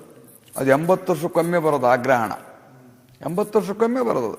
ಪೂರ್ಣ ಹಗಲತ್ತು 2 ಗಂಟೆ ಸಮಯನವಾಗ ಪೂರ್ಣ ಎಲ್ಲ ಕತ್ತಲಾಗಿ ಕಾಗಿಗಳೆಲ್ಲ ಕೂಗಿ ಅವೆಲ್ಲ ಗಾಬಾಗಿ ಓಡಿ ಹೋಗ್ಬಿಟ್ಟು ಜನರೆಲ್ಲ ಅದು ಹಂಗ ಹಗಲೆಲ್ಲ ಬರಲ್ಲ. ಅದು ಸರಳ ರೇಖೆ ಬಂದು ಒಂದು 10-15 ವರ್ಷದಿಂದ ಚಂದ್ರ, ಆಮೇಲೆ ಶುಕ್ರ ನಕ್ಷತ್ರ ಇನ್ನೊಂದಿತ್ತದು. ಸರಳ ರೇಖೆಯೊಳಗೆ ಒಂದೇ ರೇಖೆಯೊಳಗೆ ಹಂಗೆ ಕಾಣಬಹುದು. ಹಂಗೆ ಬರೋದು ಹಗಲೆಲ್ಲ ಬರ್ತಕ್ಕಂಥದ್ದಲ್ಲ. ದಿವಸ ಸೂರ್ಯ ಬರ್ತಾನೆ, ಅವಾಗವಾಗ ಚಂದ್ರನು ಬರ್ತಾನೆ. ಆದ್ರೆ ಇವು 3 ಕೂಡ್ಕೊಂಡು ಬರ್ತಕ್ಕಂಥದ್ದೈತಲ್ಲ, ಭಾಳ ಅಪರೂಪ ಅಂಥೇಳಿ. ತಾತ್ಪರ್ಯ ಏನು ಅಂದರೆ ಮನುಷ್ಯ ಜನ್ಮ ಬರ್ತಕ್ಕಂಥದ್ದೈತಲ್ಲ ಬಹಳ ಅಪರೂಪ.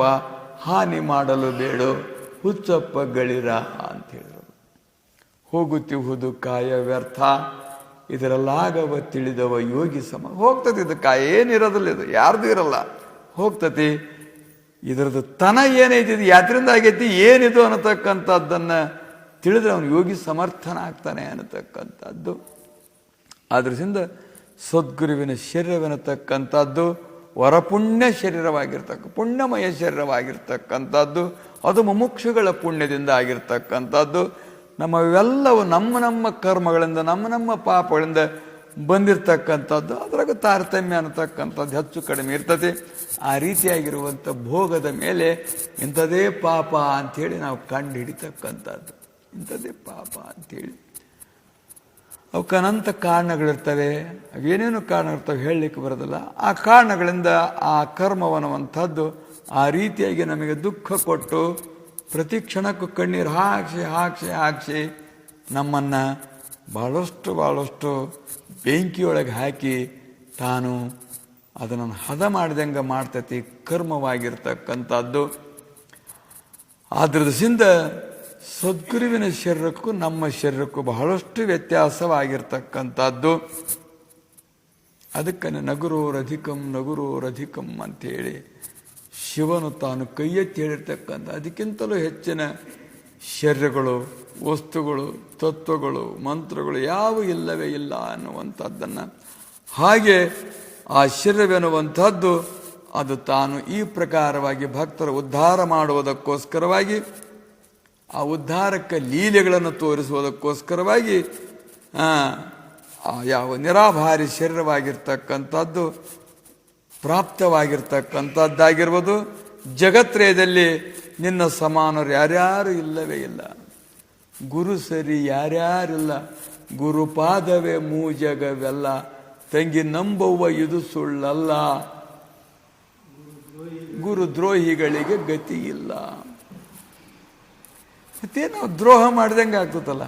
ಆತ್ಮದ್ರೋಹ ಮಾಡ್ತೇವೆ, ದೈವದ್ರೋಹ ಮಾಡ್ತೇವೆ, ಗುರುದ್ರೋಹ ಮಾಡ್ತೇವೆ, ಎಷ್ಟು ದ್ರೋಹಗಳು ಮಾಡ್ತಾ ಇದ್ದೇವೆ ನಾವು. ಆದ್ರಿಂದ ಎಲ್ಲ ತೀರ್ಥಕ್ಷೇತ್ರಾದಿಗಳ ಮಾಡಿದ ಫಲವೆನ್ನುವಂಥದ್ದು ಕಾಲಾಂತರದಲ್ಲಿ ಸಿಗ್ತದೆ. ಸದ್ಗುರುವಿನ ಚರಿತ್ರೆಯನ್ನು ಕೇಳ್ತಕ್ಕಂಥದ್ದು ಅದು ಆಗಲೇ ಸಿಗ್ತಕ್ಕಂಥದ್ದು. ಆದ್ರಿಂದ ಹಿಂಗೆ ಉದ್ಧಾರವಾಗಲಿ ಅನ್ನುವ ಉದ್ದೇಶದಿಂದಲೇ ಸದ್ಗುರು ಅವತರಿಸಿ ಅನೇಕ ವಿಧವಾಗಿರುವಂಥ ಉಪದೇಶದಿಂದ, ದೀಕ್ಷೆಯಿಂದ, ಶಿಕ್ಷೆಯಿಂದ ಮೋಕ್ಷವನ್ನು ಕೊಡುತ್ತಾನೆ ಅಂಥೇಳಿ ಅಧ್ಯಾಯದ ಆರಂಭದಲ್ಲಿ ಸದ್ಗುಣ ವಿಶೇಷವಾಗಿರುವಂಥ ಗುಣಗಾನವನ್ನು ಮಾಡ್ತಾ ಗ್ರಂಥಕರ್ತರಾಗಿರ್ತಕ್ಕಂಥವರು ಅವನ ಪವಿತ್ರವಾಗಿರುವಂಥ ಪಾವನಕರವಾಗಿರುವಂಥ ಶ್ರೀಚರಣಗಳಿಗೆ ನಮಸ್ಕಾರ ರೂಪ ಮಂಗಲವನ್ನು ಅರ್ಪಿಸಿ ಅಧ್ಯಾಯವನ್ನು ಆರಂಭ ಮಾಡುತ್ತಲಿರುವರು. ಕುಮಟೆ ಅನ್ನತಕ್ಕಂಥ ಒಂದು ನಗರದಲ್ಲಿ ಹರಿಹರ ಎಂಬ ಒಬ್ಬ ಭಕ್ತನಿರುವನು. ಆತನು ಬಹಳಷ್ಟು ದರಿದ್ರ ಅವಸ್ಥೆಯಲ್ಲಿ ಸಂಸಾರ ನಡೆಸುತ್ತಿರುವನು. ಅವನಿಗೊಬ್ಬ ಪತ್ನಿ ಸರಸ್ವತಿ ಅಂತಳಿದ್ಲು. ಆಕೆನೂ ಕೂಡ ದರಿದ್ರಾವಸ್ಥೆ ಅವರಿಗಿದ್ರೂ ಕೂಡ, ಬಡತನವಾಗಿರ್ತಕ್ಕಂಥದ್ದು ಅವರಿಗಿದ್ರೂ ಕೂಡ ಹೃದಯ ಶ್ರೀಮಂತಿಕೆ, ಸದ್ಗುಣ ಶ್ರೀಮಂತಿಕೆ, ಸದ್ವಿಚಾರದ ಶ್ರೀಮಂತಿಕೆ ಅನ್ನುವಂಥದ್ದು ಬಹಳಷ್ಟಿತ್ತವರಿಗೆ. ಸಂಸ್ಕಾರವೆನ್ನತಕ್ಕಂಥದ್ದು ಬಹಳಷ್ಟಿತ್ತವರಿಗೆ. ದೇವತ್ವದ ಸಂಸ್ಕಾರ, ಧರ್ಮದ ಸಂಸ್ಕಾರ, ಸತ್ಯದ ಸಂಸ್ಕಾರ, ನೀತಿಯ ಸಂಸ್ಕಾರವೆನ್ನುವಂಥದ್ದು ಬಹಳಷ್ಟಿದ್ವು. ಹೊರಗೆ ಮಾತ್ರ ಓಡಾಕ, ಉಣ್ಣಾಕ, ಇರಾಕ ಇವೆಲ್ಲ ಅವಕಾಶಗಳೆನ್ನತಕ್ಕಂಥದ್ದು ಕಡಿಮೆ ಇತ್ತು. ಅದು ಹಂಗನೇ ಅದು ಬಹಳಷ್ಟು ಶ್ರೀಮಂತಿಕೆ ಇತ್ತು. ಅಂದರೆ ನಾವು ವಾಲೆ ಕಣ್ಣು ನೆತ್ತಿ ಮೇಲೆ ಬಂದವಪ್ಪ ಅಂತಾರೆ. ಕಣ್ಣು ನೆತ್ತಿ ಮೇಲೆ ಬಂದವ ಅನ್ನೋದಿಲ್ಲ. ಕಣ್ಣು ನೆತ್ತಿ ಮೇಲೆ ಬಂದವ ಅಂದ್ರೆ ನೆತ್ತಿ ಮೇಲೆ ಅದು ಆಕಾಶ ಅಷ್ಟೇ ಕಾಣೋದು, ಮಂದಿ ಯಾರು ಕಾಣೋದಿಲ್ಲ ಅಂತ ಅವನಿಗೆ, ಏನೂ ಕಾಣೋದಿಲ್ಲ ಅವನಿಗೆ ಅಂತ. ಸತ್ಯ, ಧರ್ಮ, ನ್ಯಾಯ, ನೀತಿ ಏನೂ ಕಾಣೋದಿಲ್ಲ. ಅವನು ಕಣ್ಣು ನೆತ್ತಿ ಮೇಲೆ ಬಂದ್ಬಿಡ್ದ. ಆದರೆ ಹೃದಯ ಶ್ರೀಮಂತಿಕೆ ಬಂದುಬಿಡ್ತು ಅಂದರೆ ಅದರಿಂದ ಜ್ಞಾನದ ಕಣ್ಣು ಬರ್ತತಿ. ಶಿವನ ಮೂರನೇ ಕಣ್ಣು ಎನ್ನುವಂಥದ್ದೇನು ಅಗ್ನಿ ಕಣ್ಣು ಐತಲ್ಲ, ಎಲ್ಲವನ್ನು ಭಸ್ಮ ಮಾಡ್ತಕ್ಕಂಥದ್ದು, ಪಾಪ ಭಸ್ಮ ಅಭಿಮಾನ ಭಸ್ಮ ಮಾಡ್ತಕ್ಕಂಥ, ಅಹಂಕಾರ ಭಸ್ಮ ಮಾಡ್ತಕ್ಕಂಥ ಮೂರನೇ ಕಣ್ಣು ಎನ್ನುವಂಥದ್ದು ಬರ್ತತಿ. ಆ ಸ್ಥಿತಿಯಲ್ಲಿದ್ದರು. ಯಾವಾಗಲೂ ಭಗವಂತನ ನಾಮವಾಗಿರ್ತಕ್ಕಂಥದ್ದನ್ನು ಜಪಿಸುತ್ತಿದ್ದರು. ಆಮೇಲೆ ಭಜಿಸುತ್ತಿದ್ದರು, ಪೂಜಿಸುತ್ತಿದ್ದರು. ಯಾವಾಗಲೂ ಅದರಲ್ಲೇ ತಾವು ತಮ್ಮ ಸಮಯವಾಗಿರ್ತಕ್ಕಂಥ ಸಂಪೂರ್ಣವಾಗಿ ಅದರಲ್ಲೇ ಕಳೀತಾ ಇದ್ದರು ಅವರು. ಈಗಿರ್ತಿದ್ದರಿಂದ ನಿರ್ಮಲವಾಗಿಬಿಡ್ತವ್ರ ಮನಸ್ಸು. ನಿಷ್ಕಾಮದಿಂದ ಭಗವಂತನನ್ನು ಆರಾಧಿಸಿ ಜನ್ಮ ಜನ್ಮಾಂತರದ ಪುಣ್ಯದಿಂದ ನಿರ್ಮಲವಾಗಿ ಬಿಟ್ಟುತ್ತವ್ರ ಮನಸ್ಸು ಅಂತೇಳಿ. ಮನಸ್ಸು ನಿರ್ಮಲವಾಗಿರುವಂಥದ್ರ ಲಕ್ಷಣವೇನೆಂದರೆ ಅದು ಏಕಾಗ್ರವಾಗಿರ್ತತಿ, ಸ್ಥಿರವಾಗಿರ್ತತಿ, ಅಂತರ್ಮುಖವಾಗ್ತದದು. ಮನಸ್ಸು ಏಕಾಗ್ರವಾಗಿದ್ದು. ಮನಸ್ಸು ಅನೇಕಾಗ್ರವಾಗಿರ್ತಕ್ಕಂಥದ್ದಿತ್ತು ಅಂದರೆ ಅದಿಲ್ಲಿದ್ದದ್ದು ಎಲ್ಲೆಲ್ಲೋ ಹೋಗಿ ಬಂದಿರ್ತತಿ, ಏನೇನೋ ಮಾಡಿ ಬಂದಿರ್ತತಿ, ಮತ್ತೇನೇನೋ ಮಾಡೋಕ್ಕೆ ಯೋಜನೆ ಹಾಕ್ತಿರ್ತತಿ. ಮತ್ತು ನಾಳೆ ಮಾಡವು, ಒಂದು 2 ತಿಂಗಳು ಬಿಟ್ಟು ಬಳಕೆ ಮಾಡವು, ಏನೇನೋ ಯೋಜನೆ. ಒಟ್ಟು ಒಂದು ಅರಗಳಿಗೆ ಮನಸ್ಸು ಅನ್ನತಕ್ಕಂಥದ್ದು ಸುಮ್ಮನೆ ಇರೋದಿಲ್ಲ. ಏನು ಬೇಕಾದ್ದು ಮಾಡಬಹುದು. ಮನಸ್ಸನ್ನು ಒಂದು ಅರಗಳಿಗೆ ನಾವು ನಿಲ್ಲಿಸಲಿಕ್ಕೆ ಆಗ್ತಕ್ಕಂಥದ್ದಾಗುವುದಿಲ್ಲ. ಆದ್ರಿಂದ ಅದು ನಮಗೆ ಆ ಸ್ಥಿರತೆ ಬರಬೇಕಾದ್ರೆ ಮನಸ್ಸೆನ್ನುವಂಥದ್ದು ನಿರ್ಮಲವಾದಾಗ, ಭಗವಂತನ ಆರಾಧನಾ, ಪೂಜೆ, ಭಜನೆ, ಸ್ತೋತ್ರಾದಿಗಳಿಂದ ನಿರ್ಮಲವಾದಾಗ ಮಾತ್ರ ಅದು ಅಂತರ್ಪ್ರಾಪ್ತಿಯಾಗುವುದು. ಅಂಥ ಹೃದಯದಲ್ಲಿ, ಅಂಥ ನಿರ್ಮಲವಾಗಿರುವಂಥ ಮನಸ್ಸಿನಲ್ಲಿ ವೈರಾಗ್ಯವೆನ್ನುವಂಥದ್ದು ಉದಯವಾಗ್ತದೆ. ಅಂಥ ನಿರ್ಮಲ ಮನಸ್ಸಿನಲ್ಲಿ ಉದಯವಾಗಿರ್ತಕ್ಕಂಥ ವೈರಾಗ್ಯ ಅದು ನಿತ್ಯವಾಗಿರ್ತತಿ, ಅದು ಸತ್ಯವಾಗಿರ್ತತಿ, ಅದು ಶಾಂತಿಯನ್ನು ಕೊಡ್ತಕ್ಕಂಥದ್ದು ಅಭಯ ಸ್ವರೂಪವಾಗಿರುತ್ತದೆ. ವೈರಾಗ್ಯಮೇವಾಭಯಂ ಅಂತೇಳಿ, ವೈರಾಗ್ಯ ಒಂದೇ ಒಂದು ಅಭಯ ಸ್ವರೂಪವಾಗಿರ್ತಕ್ಕಂಥದ್ದು. ಎಲ್ಲವೂ ಭಯಸ್ವರೂಪವು. ದೇಹ ಇದು ಭಯ ಆಯ್ತು. ಇದಕ್ಕೆ ಕತ್ತಲ ಹೋಗಕ್ಕೆ ಭಯ, ಒಂದೇ ಇರಕ್ಕೆ ಭಯ. ಗಂಡು ಸತ್ತದ ಅಂದ್ರೆ ಅವನ ಹತ್ರ ಇರಕ್ಕೆ ಭಯ, ಏನು ಸತ್ತದ್ಲು ಅಂದ್ರೆ ಅವನ ಹತ್ರ, ಅಕ್ಕಿ ಹತ್ರ ಇರಕ್ಕೆ ಭಯ. ಇದು ಯಾವಾಗಲೂ ಭಯ ಭಯ ಭಯ ಭಯ. ರೋಗ ಬಂದುಬಿಡ್ತತೇನೋ, ಅಲ್ಲಿ ರೋಗ ಬಂತಂತ, ಕಾಲರ ಬಂದತೆ ಅಂತ ಇಲ್ಲಿ ಭಯ ಆಕತಿ. ಮುದುಕಾಗಿಬಿಡ್ತಾನೆ, ಮುಂದೆ ಗತಿ ಏನೋ ಅನ್ನೋ ಭಯ ಆಗ್ತಿರ್ತತಿ. ಏನು ಒಟ್ಟು ಭಯದಿಂದ ಕೂಡಿಕೊಂಡಿರ್ತಕ್ಕಂಥದ್ದು. ಹಿಡಿದಾಳಿಂದ ಹಿಡಿದು ಚಟ್ಟೆರ ಮಟನು ಇದು ಭಯದಿಂದ ಕೂಡಿಕೊಂಡಿರ್ತಕ್ಕಂಥದ್ದು. ವೈರಾಗ್ಯಮೇವ ಅಭಯ. ವೈರಾಗ್ಯ ಒಂದೇ ಒಂದು ಅಭಯ. ಇನ್ನೆಲ್ಲವಕ್ಕೂ ಕೂಡ ಏನೇನದಾವೆ? ಧನೇ ಚೋರ ಭಯಂ, ವಿದ್ಯಾವಾದ ಭಯಂ, ರೂಪೇ ಜರಾ ಭಯಂ. ಭಾಳ ರೂಪ ಅಂತಿದ್ರು ಕೂಡ ಅವನಿಗೆ ಮುದುಕಾಗ್ತಾನೆ ಅಂತ ಭಯ. ಹಿಂಗೆಲ್ಲವಕ್ಕೂ ಭಯ ಅದ, ಅಷ್ಟಕ್ಕೂ ಭಯ. ಅದಕ್ಕೆ ಶ್ರುತಿ ಏನು ಹೇಳ್ತಂದ್ರೆ ಒಂದ ಮಾತಿನಾಗ ಸರ್ವ ವಸ್ತು ಭಯಾನ್ವಿತಂ ಅಂದ್ಬಿಡ್ತದ. ಅದು ಇದು ಅಂತ ಏನು ಬೇಕಾಗಿಲ್ಲ. ಎಲ್ಲ ವಸ್ತುಗಳೇನದಾವ, ಇದು ಒಂದು ವಸ್ತು, ಇದ್ರೊಳಗಿರೋದು ಒಂದು ವಸ್ತು. ಇದು ಮ್ಯಾಲ ಚರ್ಮ, ಒಳಗೆ ನರಗಳು, ಅದ್ರ ಮೇಲೆ ಮಾಂಸ, ಅದರೊಳಗೆ ಎಲುಬಿನೊಳಗೆ ಮತ್ತು ಸೂಕ್ಷ್ಮ ರಂಧ್ರಗಳು ಎಲ್ಲವೂ ಭಯದಿಂದ ಕೂಡಿದವು. ಸ್ವಲ್ಪ ದಿವಸಕ್ಕೆ ಆದ ಕೂಡಲೇ ಕಾಲು ಸವಿತು, ಮಂಡಿ ಸವಿತು, ಸೊಂಟ ಸದತಿ, ಅಲ್ಲಿ ಎಲುಬು ಬಿಟ್ಟತಿ, ಇಲ್ಲಿ ಎಲುಬು ಬಿಟ್ಟತಿ, ನರ ದೌರ್ಬಲ್ಯ ಆಗಿದ್ದಾವೆ, ಏನೇನೋ ಶುರುವಾಗ್ಬಿಡ್ತಾವೆ ನೋಡಿ. ಅದ್ರ ಏನು ಭಯ ಇಲ್ಲವೇ ಇದ್ರಾಗೆ? ಹಸಿವಿನ ಭಯ, ತೃಷ್ಯ ಭಯ, ಕಾಲನ ಭಯ, ಕರ್ಮದ ಭಯ, ಮಾಯಾ ಭಯ, ಎಲ್ಲ ಭಯಗಳು ಎಲ್ಲವೂ ಭಯ ಅನ್ನುತ್ತಮ್ಮ ಅಂಥೇಳಿ, ಕೇಡನ್ನುಳ್ಳದ್ದು ವಿಶ್ವ ವಿಷಯ ಅಂತೇಳಿ, ಕೇಡಿನಿಂದ ಕೂಡಿಕೊಂಡಿರ್ತಕ್ಕಂಥವುಗಳು ಅಂಥೇಳಿ. ಆದ್ರದಿಂದ ನಾವು ಏನು ಮಾಡ್ತಾ ಇದ್ದೇವೆ ಅಂದರೆ, ವೈರಾಗ್ಯವೆನ್ನತಕ್ಕಂಥದ್ದು ನಮಗೂ ಬಂದಿರ್ತತಿ. ಅದು ಕ್ಷಣಿಕ ವೈರಾಗ್ಯ ಮತ್ತು ಅಭಾವ ವೈರಾಗ್ಯ ಅಂಥೇಳಿ. ಯಾಕಂದ್ರೆ ಅದು ನಿರ್ಮಲ ಹೃದಯದಲ್ಲಿ ಹುಟ್ಟಿರೋದಲ್ಲ. ಆ ವೈರಾಗ್ಯ ನಿರ್ಮಲ ಹೃದಯದಲ್ಲಿ ಹುಟ್ಟಿಬಿಡ್ತು ಅಂದರೆ ಅದು ಗಟ್ಟಿಯಾಗಿರ್ತಕ್ಕಂಥ ವೈರಾಗ್ಯ, ಅದು ಅಭಯ ಕೊಡ್ತಕ್ಕಂಥ ವೈರಾಗ್ಯ, ಅದು ಮುಂದೆ ಮೋಕ್ಷ ಕೊಡ್ತಕ್ಕಂಥ ವೈರಾಗ್ಯವಾಗಿರ್ತಕ್ಕಂಥದ್ದು. ಈ ರೀತಿಯಾಗಿರುವಂಥ ಮಹಾವೈರಾಗ್ಯವು ಪ್ರಾಪ್ತವಾಯ್ತು. ಇದಕ್ಕೆ ಮಹಾವೈರಾಗ್ಯ ಅಂತಾರೆ. ಸತ್ತಾಗ ಅಂತಿರ್ತವೆ, ಎಲ್ಲರದು ಇಷ್ಟನಪ್ಪ ಒಂದು ದಿವ್ಸ ಬಿಟ್ಟು ಹೋಗೋದು ಅಂತಿರ್ತೇವೆ. ಅದೊಂದು ವೈರಾಗ್ಯನೇ, ಅಷ್ಟೇ ಅನ್ನೋದಷ್ಟೇ. ಮತ್ತು ಹೆಣ ಹೊತ್ಕೊಂಡು ಹೋಗೋದು ಲೇಟ್ ಆತಂದ್ರೆ, ಅಯ್ಯೋ ಅಲ್ಲಿ ಅದು ಇತ್ತು ಇದು ಇತ್ತು, ನಾನು ಆ ಮದುವೆಗೆ ಹೋಗ್ಬೇಕಾಯ್ತು, ಆ ಊರಿಗೆ ಹೋಗ್ಬೇಕಾಯ್ತು, ಆ ವ್ಯವಹಾರ ಹೋಗ್ಬಿಡ್ತಾರೆ. ಈಗಂತೂ ಭಾಳ ನೇಮ ಬದಲಿ ಮಾಡ್ಕೊಂಬಿಡ್ತಾರೆ. ಈಗ ಮಾಲಿ ಹಾಕಿ ಹೋಗ್ಬಿಟ್ರು ಅಂದ್ರೆ ಮತ್ತೆ ತಿರಿ ನೋಡೋದಿಲ್ಲ ಅವ್ರ ಕಡೆಗೆ, ಮುಗಿದು ಹೋಗ್ತಾವ. ಹಿಂದೆಲ್ಲ ಇರ್ತಿದ್ರು, ಭಜನೆ ಹಚ್ತಿದ್ರು, ಅವನ್ನ ಕೇಳ್ತಿದ್ರು, ಅದನ್ನ ನೋಡ್ತಿದ್ರು, ಹೊತ್ಕೊಂಡು ಹೋಗ್ತಿದ್ರು, ಒಂದಿಷ್ಟು ಏನೋ ಆಗ್ತಿತ್ತು. ಇತ್ತೀಚೆಗೆ ಅದೇನಿಲ್ಲ. ಸಿಟಿಯಾಗಂತೂ ವ್ಯಾನ್ನ ತುಂಬ್ಕೊಂಡು ಹೋಗ್ಬಿಡ್ತಾರೆ.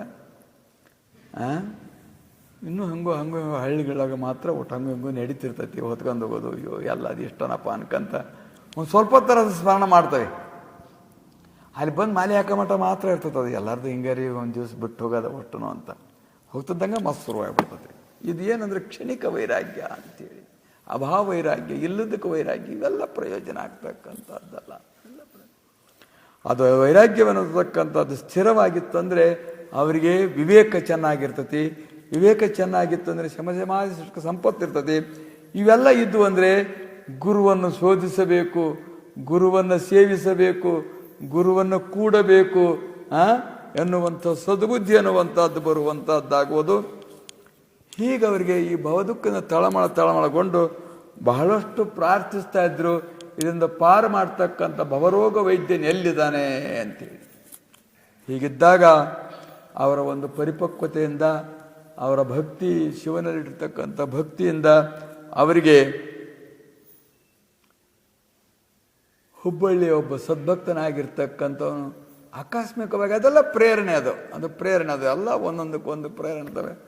ಹಂಗೆ ಹೋಗ್ತಾ ಇದ್ದವನು ಇವರನ್ನು ನೋಡಿದ, ಇವರ ಭಕ್ತಿ ಭಾವ, ಅತಿಥಿ ಸತ್ಕಾರವನ್ನೆಲ್ಲ ಕಂಡು ಭಾಳಷ್ಟು ಸಂತೋಷ ಆಯಿತು. ಏನು ನಿಮ್ಮ ಇಚ್ಛೆ ಅಂದರು? ನಾವು ಸದ್ಗುರುವನ್ನು ನೋಡಬೇಕು, ಅವರ ಆಶೀರ್ವಾದ ಪಡಿಬೇಕು, ಅವರ ಉಪದೇಶ ಪಡಿಬೇಕು, ಅವರಿಂದ ದೀಕ್ಷೆ ಪಡಿಬೇಕು. ಹಿಂಗೆ ಹೇಳಿದಾಗ ಈಗ ಸಾಕ್ಷಾತ್ ಪರಶಿವನ ಪರಾವತಾರ ಅಂದರೆ ಹುಬ್ಬಳ್ಳಿಯೊಳಗೆ ಐತಿ, ಈಗ ವಾಸವಾಗೈತಿ. ಬಂದಿರತಕ್ಕಂಥವರ ಗುಣದೋಷಗಳನ್ನು ನೋಡಿದಲೇ ಅವರೆಲ್ಲರೂ ಉದ್ಧಾರ ಮಾಡ್ತಕ್ಕಂಥ ಪ್ರಭು ಪರಮಾತ್ಮನಾಗಿರ್ತಕ್ಕಂಥ ಅವನು ಸದ್ಗುರು ಸಿದ್ಧಾರೂಢರ ನಾಮದಿಂದ ಅವತರಿಸಿರುವನು ಅಂತ ಹೇಳಿದರು. ಹೇಳಿದ ತಕ್ಷಣದಲ್ಲಿ ಅವರು ಏನು ನೋಡಲಿಲ್ಲ. ಅವರು ಮನೆ ಮಠ ಹೊಲ ಅದು ಇದು ಏನು ನೋಡಲಿಲ್ಲ. ಒಟ್ಟು ಬಟ್ಟೆಗ ಹಂಗೆ ಹೊಂಟುಬಿಟ್ರು. ಮನೆಗೆಲ್ಲರ ಬೆಂಕಿ ಹತ್ತಿಬಿಟ್ಟಿತ್ತು ಅಂದರೆ ಹೆಂಗೆ ಓಡಿ ಹೋಗ್ಬಿಡ್ತಾವ ನಾವು. ಮನಿ ಪನಿ, ಲೆಕ್ಕದ ಪುಸ್ತಕ, ಚೆಕ್ ಪುಸ್ತಕ, ಹಣ, ಒಡವಿ ಪಡವಿ, ಪೀತಾಂಬರ ಪಾತಾಂಬರ ಏನು ನೋಡೋದೇ ಅಲ್ಲ ನಾವು. ಸೀದಾ ಓಡಿಬಿಡ್ತಾವೆ ಹೊರಗೆ. ಬದುಕಿದ್ರೆ ಸಾಕಪ್ಪ ಅಂತೇಳಿ, ಹೆಂಡ್ರು ಮಕ್ಕಳು ಏನು ಸಾಯ್ತಾವ ಅಂದ್ರೆ ಯಾರನ್ನೂ ನೋಡೋದು ಲಕ್ಷ್ಯ ಮಾಡೋದೇ ಇಲ್ಲ, ಸುಮ್ಮನೆ ಓಡಿ ಹೋಗ್ಬಿಡ್ತಾವ ನಾವು. ಹಂಗೆ ಅವರು ಅಷ್ಟು ತೀವ್ರವಾಗಿರ್ತಕ್ಕಂಥ ವೈರಾಗ್ಯದಿಂದ ಎಲ್ಲ ಬಿಟ್ಟು ಉಟ್ಟು ಬಟ್ಟಿ ಮೇಲೆ ನೇರವಾಗಿ ಬಂದರು.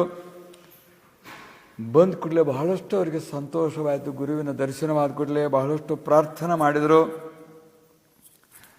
ಸ್ತೋತ್ರ ಮಾಡಿದರು, ಸೇವಾ ಮಾಡಿದರು, ಭಜನೆ ಮಾಡಿದರು. ಅವರಿಗೆ ಬಹಳಷ್ಟು ಸಂತೋಷ ಅನ್ನುವಂಥದ್ದು ಅಲ್ಲಿ ಯಾವಾಗೂ ಅವರಿಗೆ ಸಿಕ್ಕದಿಲ್ಲ. ಅಷ್ಟು ಸಂತೋಷವೆನ್ನುವಂಥದ್ದು ಅದು ಆತ್ಮಸಂತೋಷವೆನ್ನುವಂಥದ್ದು ಅಭಿವ್ಯಕ್ತ ಆಗ್ತಾ ಆಗ್ತಾ ಹೋಯ್ತು. ಹೀಗಾಗಿ ಬಹಳಷ್ಟು ಅವರು ಅಲ್ಲಿ ನಿಷ್ಠೆಯಿಂದ ಗುರು ಭಜನೆಯಲ್ಲಿ, ಗುರು ಸೇವೆಯಲ್ಲಿ ಮತ್ತು ಶಾಸ್ತ್ರ ಶ್ರವಣದಲ್ಲಿ ತತ್ಪರರಾಗಿದ್ದರು. ಆಕಸ್ಮಿಕವಾಗಿ ಅವರಿಗೆ ತಮ್ಮ ಗ್ರಾಮಕ್ಕೆ ಹೋಗಿ ಬರುವಂಥ ಒಂದು ಅನಿವಾರ್ಯದ ಕೆಲಸ ಬಂದಾಗ ಭಾಳಷ್ಟು ವ್ಯತ್ಯಯ ಆಯಿತು, ವಿರಹವಾಯಿತು. ಸಂತಾಪದಿಂದ ಹಿಂಗೆ ಅನಿವಾರ್ಯ ಬಂದುಬಿಡ್ತಲ್ಲ, ನೀನು ಬಿಟ್ಟು ಹೋಗ್ತಕ್ಕಂಥದ್ದು. ಹೋದರೂ ಬರ್ತವೋ ಇಲ್ಲೋ ಭರವಸೆ ಇಲ್ಲ ಅನ್ನುವಂಥದ್ದು. ನಾಳೆ ಅನ್ನುವುದು ನಿನಗೆ ನಿಜವೇನೋ ಹೇಳೋ, ನೀನು ನಾಳೆ ತನಕ ಇರುವುದು ನಿಜವೇನೋ ಹೇಳೋ, ನಾಳೆ ಎಂದರ ಮನೆ ಹಾಳೋ ಅಂತಂದ. ಆದರೂ ನಮ್ಮ ಕಾಕಂಡಿಕೆ ಮೊನ್ನೆ ಹೇಳ್ದೆ, ಇನ್ನೂ 2 ವರ್ಷ ಏನು ಜುಪ್ಪನಲ್ಲಪ್ಪ ನಾನು ಅಂತ. ಅಷ್ಟು ಗ್ಯಾರಂಟಿ ಹೇಳಿದವನು. ಕಣ್ಣು ಕಿವಿ ಮಂದಾಗ್ತಾವೋ ಸರಿಯಾಗಿ ಕೇಳಿಕೆ ಅಂದರೆ ಇನ್ನೂ 2 ವರ್ಷ ಏನಾಗೋದಿಲ್ಲ ಜಾ ಅಂದ. ಅದು ಯಾವ ಗ್ಯಾರಂಟಿ ಕೊಟ್ಟದಾರೋ ಏನೋ ಗೊತ್ತಿಲ್ಲ, ಯಾರಿಗೂ ಗ್ಯಾರಂಟಿ ಇಲ್ಲ. ಇವ್ನಿಗೆ ಹೆಂಗೆ ಸಿಕ್ಕತ್ತೋ ಅದು ಎಲ್ಲಿ ಅಂತ ಗೊತ್ತಿಲ್ಲ. ನಾಳೆ ಇರ್ತವೆ ಅನ್ನೋದು ಭರವಸೆ ಇಲ್ಲ. ಬೆಳಕು ಹರಿತೈತಿ ಭರವಸೆ ಇಲ್ಲ. ಅದು ಏನೇನು ಹಾಕತಿ ಭರವಸೆ ಇಲ್ಲ, ಅದು ಭರವಸೆ ಇಲ್ಲ. ಕ್ಷಣಿಕ ಕ್ಷಣಂ ಚಿತ್ತಂ ಕ್ಷಣಂ ಮಿತ್ತಂ ಕ್ಷಣಂ ಜೀವಿತ ಮಾವಯೋ ಯಮಸ್ಯ ಕರುಣಾ ನಾಸ್ತಿ ತಸ್ಮಾತ್ ಜಾಗ್ರತ ಜಾಗ್ರತ ಅಂತೇಳಿ ಶಂಕರಾಚಾರ್ಯ ಹೇಳಿದ್ದಾರೆ. ಕ್ಷಣಂ ಚಿತ್ತಂ ಇದು ಮನಸ್ಸು ಕ್ಷಣ, ಕ್ಷಣಂ ವಿತ್ತಂ ಇದು ವಿತ್ತ ಭಾಳ ದಿವಸ ಇರೋದಿಲ್ಲ. ಇವತ್ತಿವನ ಹತ್ರ ಇರ್ತದೆ, ನಾಳೆ ಯಾರ್ದೋ ಹತ್ರ ಇರ್ತದೆ. ಫಲನೂ ಅಷ್ಟೇ, ಎಲ್ಲವೂ ಅಷ್ಟೇ. ಕ್ಷಣಂ ಚಿತ್ತಂ ಕ್ಷಣಂ ಮಿತ್ತಂ ಕ್ಷಣಂ ಜೀವಿತ ಮಾವಯೋ. ಇದು ಕ್ಷಣಿಕವಾಗಿರುವಂಥದ್ದು ಜೀವ. ಗಾಳಿಗಿಟ್ಟ ದೀಪದಂತೆ ಯಾವಾಗ ಅರ್ಥತೆ ಹೇಳಕ್ಕೆ ಬರೋದಿಲ್ಲ. ನೀರ ಮೇಲೆ ಗುಳ್ಳಿ ಅಂತೆ ಯಾವಾಗ ಹೊಡಿತೈತೆ ಹೇಳಕ್ಕೆ ಬರೋದಿಲ್ಲ. ಹಿಂಗೆ ಕ್ಷಣಿಕವಾಗಿದ್ರೂ ಕೂಡ ನಾವು ಸ್ಥಿರವಾಗಿರ್ತಕ್ಕಂಥವ್ರು. ಇನ್ನೂ ಅಷ್ಟು ವರ್ಷ ಇರ್ತವೆ, ಇಷ್ಟು ವರ್ಷ ಇರ್ತವೆ, ಮುಂದಿನ ವರ್ಷ ಕೇಳಿದ್ರೆ ಆತ್ಬಿಡು, ಹಿಂದಿನ ವರ್ಷ ಕೇಳಿದ್ರೆ ಆತ್ಬಿಡು, ಮತ್ತೊಂದು 2 ವರ್ಷ ಕೇಳಿದ್ರೆ ಎಲ್ಲ ಸರಿ ಮಾಡಿ ಬಂದು ಕೇಳಿದ್ರೆ ಆತ್ಬಿಡು. ಆಗದ ಮಾತದು, ಆಗದ ಮಾತು. ನೀನು ನಾಳೆ ತನಕ ಇರುವುದು ನಿಜವೇನೋ ಹೇಳು ಅಂದ್ರೆ ಇದು ನಿಜ. ಅದು ಹೇಳಲಿಕ್ಕೆ ಆಗ್ತಕ್ಕಂಥದ್ದಲ್ಲವೆಲ್ಲ. ಹೋಗಿ ಬರೋದು ಆ ಸಮಯದಲ್ಲಿ ವಾಹನ ಸೌಕರ್ಯವಿಲ್ಲ, ಆ ಅಡವಿಯೊಳಗೆ ಹೋಗ್ಬೇಕು. ಹೋದಾಗ ಏನೇನಾಗ್ತತೋ ಏನೋ. ಇಂಥ ಒಂದು ಸಂತೋಷ ಸಾಗರದಿಂದ ಹೆಂಗಪ್ಪ ನಾವು ದುಃಖ ಸಾಗರಕ್ಕೆ ಹೋಗೋದು, ಮತ್ತು ಬರೋದು ಹೆಂಗಪ್ಪ ಅಂತೇಳಿ ಭಾಳಷ್ಟು ಚಿಂತೆಯಾಗಿ ಭಾಳಷ್ಟು ಗೊಳಗೊಳ ನಮಸ್ಕಾರ ಮಾಡಿ ಅಳಲಿಕ್ಕೆ ಹತ್ತಿದ್ರು. ನೀವೇನು ಭಯಪಡಬೇಡ್ರಿ, ನೀವು ಮತ್ತೆ ಬರ್ತೀರಿ, ನಿಮಗೇನೂ ತೊಂದರೆ ಆಗೋದಿಲ್ಲ ಖಂಡಿತವಾಗಿ ಅಂಥೇಳಿ ಸದ್ಗುರುವಿನ ಅಭಯ, ಅವರ ಆಶೀರ್ವಾದ. ನೀವೆಲ್ಲೆಲ್ಲಿ ನಾಮಸ್ಮರಣೆ ಮಾಡ್ಕೊಂತ ಇರ್ತೀರೋ ಅಲ್ಲೆಲ್ಲ ನಿಮ್ಮ ಬೆನ್ನಿಂದನೇ ಸದ್ಗುರುನಾಥ ಇರ್ತಾನೆ ಅಂಥೇಳಿ ಅವರಿಗೆ ಹರಿಸಿ ಆಶೀರ್ವದಿಸಿದ್ರು. ಅದೇ ರೀತಿಯಾಗಿ ಹೋಗ್ತಾ ಇದ್ದಾಗ ಅಡವಿ ಮಾರ್ಗದಲ್ಲಿ ಆಕಸ್ಮಿಕವಾಗಿ ಯಾವ ಹರಿಹರನಂತಕ್ಕಂಥವನು ಹಿಂದುಳಿದ. ಮೈಮರ್ತು ಗುರುವಿನ ಧ್ಯಾನದಲ್ಲಿ ಹೋಗ್ತಾ ಹೋಗ್ತಾ ಹೋಗ್ತಾ ಅಡವೆ ಹೋಗ್ತಾ ಇದ್ದಂಗೆ ಒಂದು ಸಿಂಹ ಗರ್ಜನೆ ಮಾಡುವಂಥದ್ದಾಯಿತು. ಸಿಂಹ ಗರ್ಜನೆ ಮಾಡಿದ ಕೂಡಲೇ ಭಾಳಷ್ಟು ಭಯವೆನ್ನುವಂಥದ್ದು ಬರುವಂಥದ್ದು, ಆತಕಿಗೆ ಭಯ ಬರುವಂಥದ್ದಾಯಿತು. ಗಂಡ ಹಿಂದಿದ್ದ. ಇದು ಜಿಗಿತ ಜಿಗಿತ ಜಿಗಿತ ಜಿಗಿತ ಬಂತು. ಇನ್ನೇನು ಒಮ್ಮೆ ಜಿಗಿದು ಗಂಟ್ಲ ಹಿಡಿಬೇಕು, ಇನ್ನೇನು ಹಿಡಿತೈತಿ ಅಂದ್ಕೂಡ್ಲೇ ಆಕೆ ಗೋಜೋರಾಗಿ ಸಿದ್ಧಾರೂಢ ಕಾಪಾಡಪ್ಪ ಅಂಥೇಳಿ ಪ್ರಾರ್ಥನೆ ಮಾಡುವಂಥವಳಾದಳು. ಆ ಪ್ರಾರ್ಥನೆ ಅನ್ನುವಂಥದ್ದು ನಿರಭಿಮಾನದಿಂದ, ನಿರ್ಮೋಹದಿಂದ, ದೃಢವಾದ ಭಕ್ತಿ ಭಾವದಿಂದ ಪ್ರಾರ್ಥನೆ ಮಾಡಿದ ತಕ್ಷಣದಲ್ಲಿಯೇ ಸಿದ್ಧಾರೂಢರು ಅಲ್ಲೇ ಪ್ರತ್ಯಕ್ಷರಾಗಿ ಅದು ಬೀಳ್ತತ್ತಲ್ಲ ಮೋಸ್ಟ್ ಹೊತ್ತಿಗೆ ಅದನ್ನು ಆಶ್ರಯ ಮಾಡಿಸಿ ಹಿಡಿದು ನಿಲ್ಲು ಅಂತ ಹೇಳೋದಕ್ಕೆ ಆಜ್ಞೆ ಮಾಡುವಂಥವರಾದರು. ಆ ಹುಲಿಗೆ ಅದು ಹಂಗೆ ಜಪ್ ಹಾಕಿ ಕೂತ್ಕೊಂಡ್ಬಿಡ್ತು.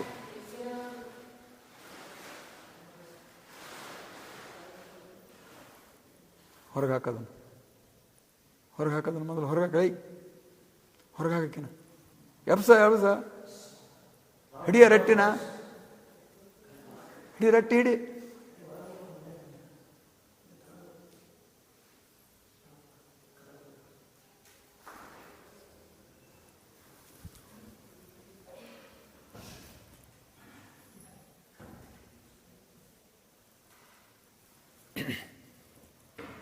ಮೊದಲ ಅಂತರ್ನೆಲ್ಲ ಹೊರಗೆ ಹಾಕು ಅಂತ ಹೇಳಿ ಕಳಿಸಿದ್ದೀವಿ. ಆದ್ರೂ ಪ್ರೇಮ ಅದ ಅಂತ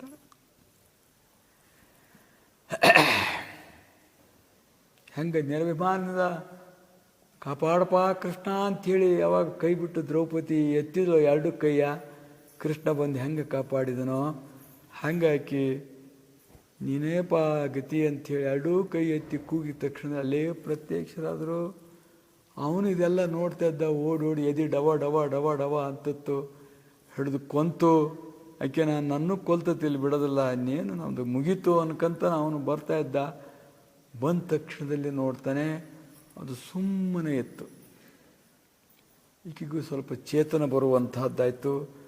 ಆವಾಗ ಅವರನ್ನು ಅಲ್ಲೇ ನಿಂದಿರಿಸಿ ಅದಕ್ಕೆ ಹೋಗಿ ತಾವು ಚಪ್ಪರಿಸುವಂಥವರಾದರು. ಅವರ ಸ್ಪರ್ಶವಾದ ತಕ್ಷಣದಲ್ಲಿಯೇ ಅದರ ಉಗ್ರತೆ ಅನ್ನುವಂಥದ್ದೆಲ್ಲ ನಿಗ್ರಹವಾಗಿ ಸಾತ್ವಿಕ ಪ್ರಾಣಿಯಾಗಿ ಸದ್ಗುರುವಿನ ಪಾದವಾಗಿರ್ತಕ್ಕಂಥದ್ದನ್ನು ನೆಕ್ತಾ ನೆಕ್ತಾ ನೆಕ್ತಾ ಈ ಮನೆಯ ಸಾಕಿದ ಕಾಮಿಗಳು ಮಾಡ್ತಿರ್ತಾವೆ. ಮೈ ತಿಕ್ಕಂತ ಹೋಗೋದು, ಬಾಲದಿಂದ ಇದನ್ನು ಮಾಡೋದು, ನೆಕ್ಕದು, ಹಂಗೆ ಮಾಡೋ ಮ್ಯಾವ್ ಅನ್ನೋದು, ಹಂಗೆ ಹಿಂಗೆ ಸುತ್ತಾರ್ತಾ ಇರ್ತಾವಲ್ಲ ಬೆಕ್ಕಳು ಸಾಕಿದವು, ಹಂಗೆ ಮಾಡೋಕ್ಕತ್ತು. ಆಮೇಲೆ ಬರ್ರಿ ನೀವು ಹತ್ರ ಬರ್ರಿ, ಏನೂ ಮಾಡಲ್ಲ ಅಂತ ಅವ್ರನ್ನ ಕರೆದ್ರು. ಅವ್ರಿಗೂ ಮೊದಲು ಒಟ್ಟು ಭಯ ಅನಿಸ್ತಿತ್ತು. ಆದರೂ ಗುರುನಾಥದನಂದಾಗಿ ಯಾಕಂತೇಳಿ ಅವರು ಹತ್ರ ಬಂದರು. ಅವ್ರಿಗೂ ಸುತ್ತ ಹೇಳ್ತು, ಅವ್ರಿಗೂ ಇದು ಮಾಡ್ತು, ಅವ್ರಿಗೂ ಪ್ರೇಮ ಮಾಡ್ತು. ಹಿಂಗೆ ಮಾಡಿದ ಬಳಿಕ ಅದು ಆಯಿತು, ನಿಮಗೇನೂ ಅದರಿಂದ ಉಪದ್ರ ಆಗಲ್ಲ, ಗುರುವಿನ ಸ್ಮರಣ ಮಾಡ್ಕೊಂತ ಹೋಗ್ರಿ ಅಂದಾಗ ಅದೇ ಮುಂದೆ ಮುಂದೆ ಮುಂದೆ ಹೋಗಿ ದಾರಿ ತೋರಿಸಿ ಮತ್ತೆ ಅಡವಿಯೊಳಗೆ ಹೋಗಿಬಿಡ್ತದು. ಇಲ್ಲ ಸದ್ಗುರು ಕಂಡ ತಕ್ಷಣ ಅಲ್ಲಿ ಮಾಯವಾದ. ಹೋಗಿ ತಮ್ಮ ಕೆಲಸಗಳನ್ನು ಮುಗಿಸಿಕೊಂಡು ಮತ್ತೆ ವಾಪಸ್ ಬರ್ಬೇಕಾದ್ರೆ ಅದೇ ಜಗಕ್ಕೆ ಅದೇ ಮತ್ತೆ ಕಾಣುವಂಥದ್ದಾಯಿತು. ಕಂಡ್ರೂ ಕೂಡ ಮೊದಲು ಹೆಂಗೆ ಹಿಡಿದು ಕಿತ್ತು ತಿನ್ನಬೇಕು ಅನ್ನತಕ್ಕಂಥ ಕ್ರೂರ ಸ್ವಭಾವ ಇತ್ತು, ಅದು ಇದ್ದಿದ್ದಿಲ್ಲ. ಅದು ಇವ್ರು ಬಂದ ತಕ್ಷಣದಲ್ಲಿಯೇ ಆ ಸಾಕಿದ ಪ್ರಾಣಿಗಳಂತೆ ವರ್ತಿಸಿ ಅವರ ಪಾದಕ್ಕೆ ನಮಸ್ಕಾರ ಮಾಡಿ ಅವರನ್ನು ಆ ಅರಣ್ಯದಿಂದ ಬೀಳ್ಕೊಡ್ತು. ಆವಾಗ ಬಂದು ತಾವು ಸದ್ಗುರುವಿನ ಸ್ಥಾನಕ್ಕೆ ಮುಟ್ಟುವಂಥವರಾದರು. ಅವರಿಗೆ ಬಹಳಷ್ಟು ಸಂತೋಷವಾಯಿತು. ನೀವೆಲ್ಲೆಲ್ಲಿರ್ತೀವಿ ಅಲ್ಲೆಲ್ಲ ಕಡೆಗೂ ಸದ್ಗುರು ವದನೆ, ನಿಮ್ಮ ಬೆನ್ನಿಂದನೇ ಸದ್ಗುರು ಇರ್ತಾನೆ, ಯಾವಾಗಲೂ ರಕ್ಷಣೆ ಮಾಡ್ತಾ ಇರ್ತಾನೆ. ಆದರೆ ನೀವು ಮಾತ್ರ ಯಾವಾಗಲೂ ಅವನ ಸ್ಮರಣ ಧ್ಯಾನ ಚಿಂತನವಾಗಿರ್ತಕ್ಕಂಥದ್ದನ್ನು ಮಾಡ್ತಾ ಇರಬೇಕು ಅನ್ನತಕ್ಕಂಥ ವಾಕ್ಯದಂತೆ ಸದ್ಗುರು ಕಾಪಾಡಿದ್ದು ನೋಡಿ ಖಂಡಿತವಾಗಿ ನಮಗೆ ಸದ್ಗುರುವು ಯಾವ ಯಮನ ಕೈಯೊಳಗೆ ಯಮನಾಳನ ಕೈಗೂ ಕೊಡೋದಿಲ್ಲ. ಅವನು ಖಂಡಿತವಾಗಿ ನಮಗೆ ಮುಕ್ತಿಯನ್ನೇ ಕೊಡ್ತಾನೆ ಅಂತಕ್ಕಂಥ ದೃಢಭಾವ, ದೃಢಭಕ್ತಿ, ದೃಢನಿಶ್ಚಯ ಅನ್ನುವಂಥದ್ದು ಅವರಿಗೆ ಮೂಡುವಂಥದ್ದಾಯಿತು. ಆದ್ದರಿಂದ ಎಲ್ಲ ಕಲ್ಪನೆಗಳನ್ನು ಬಿಟ್ಟು ನಿರ್ವಿಕಲ್ಪದಿಂದ ಅವರು ಸದ್ಗುರುವಿನ ಸೇವಾ, ಭಜನೆ, ಧ್ಯಾನಾದಿಗಳನ್ನು ಮಾಡ್ತಾ ಮಾಡ್ತಾ ಸದ್ಗುರುವಿನ ಪೂರ್ಣವಾಗಿರುವಂಥ ಪ್ರೇಮಾನುಗ್ರಹಕ್ಕೆ ಪಾತ್ರರಾದರು ಎಂಬಲ್ಲಿಗೆ ಸಿದ್ಧಾರೂಢ ಕಥಾಮೃತದೋಳ್ ಶ್ರವಣ ಮಾತ್ರದಿಂದ ಪಾಪಗಳನ್ನು ಭಸ್ಮ ಮಾಡುವಂಥ ಈ ಅಧ್ಯಾಯವನ್ನು ಶಿವದಾಸನು ಸದ್ಗುರುವಿನ ಚರಣಾರವಿಂದಗಳಲ್ಲಿ ಅರ್ಪಿಸಿರುವನು.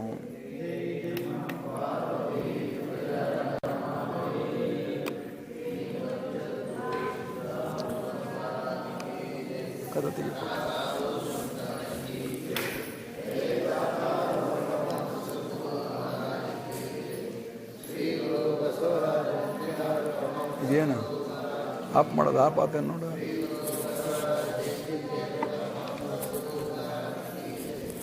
ಆತ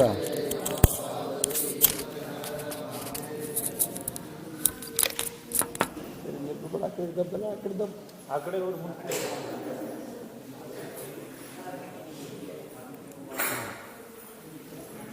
ಆತ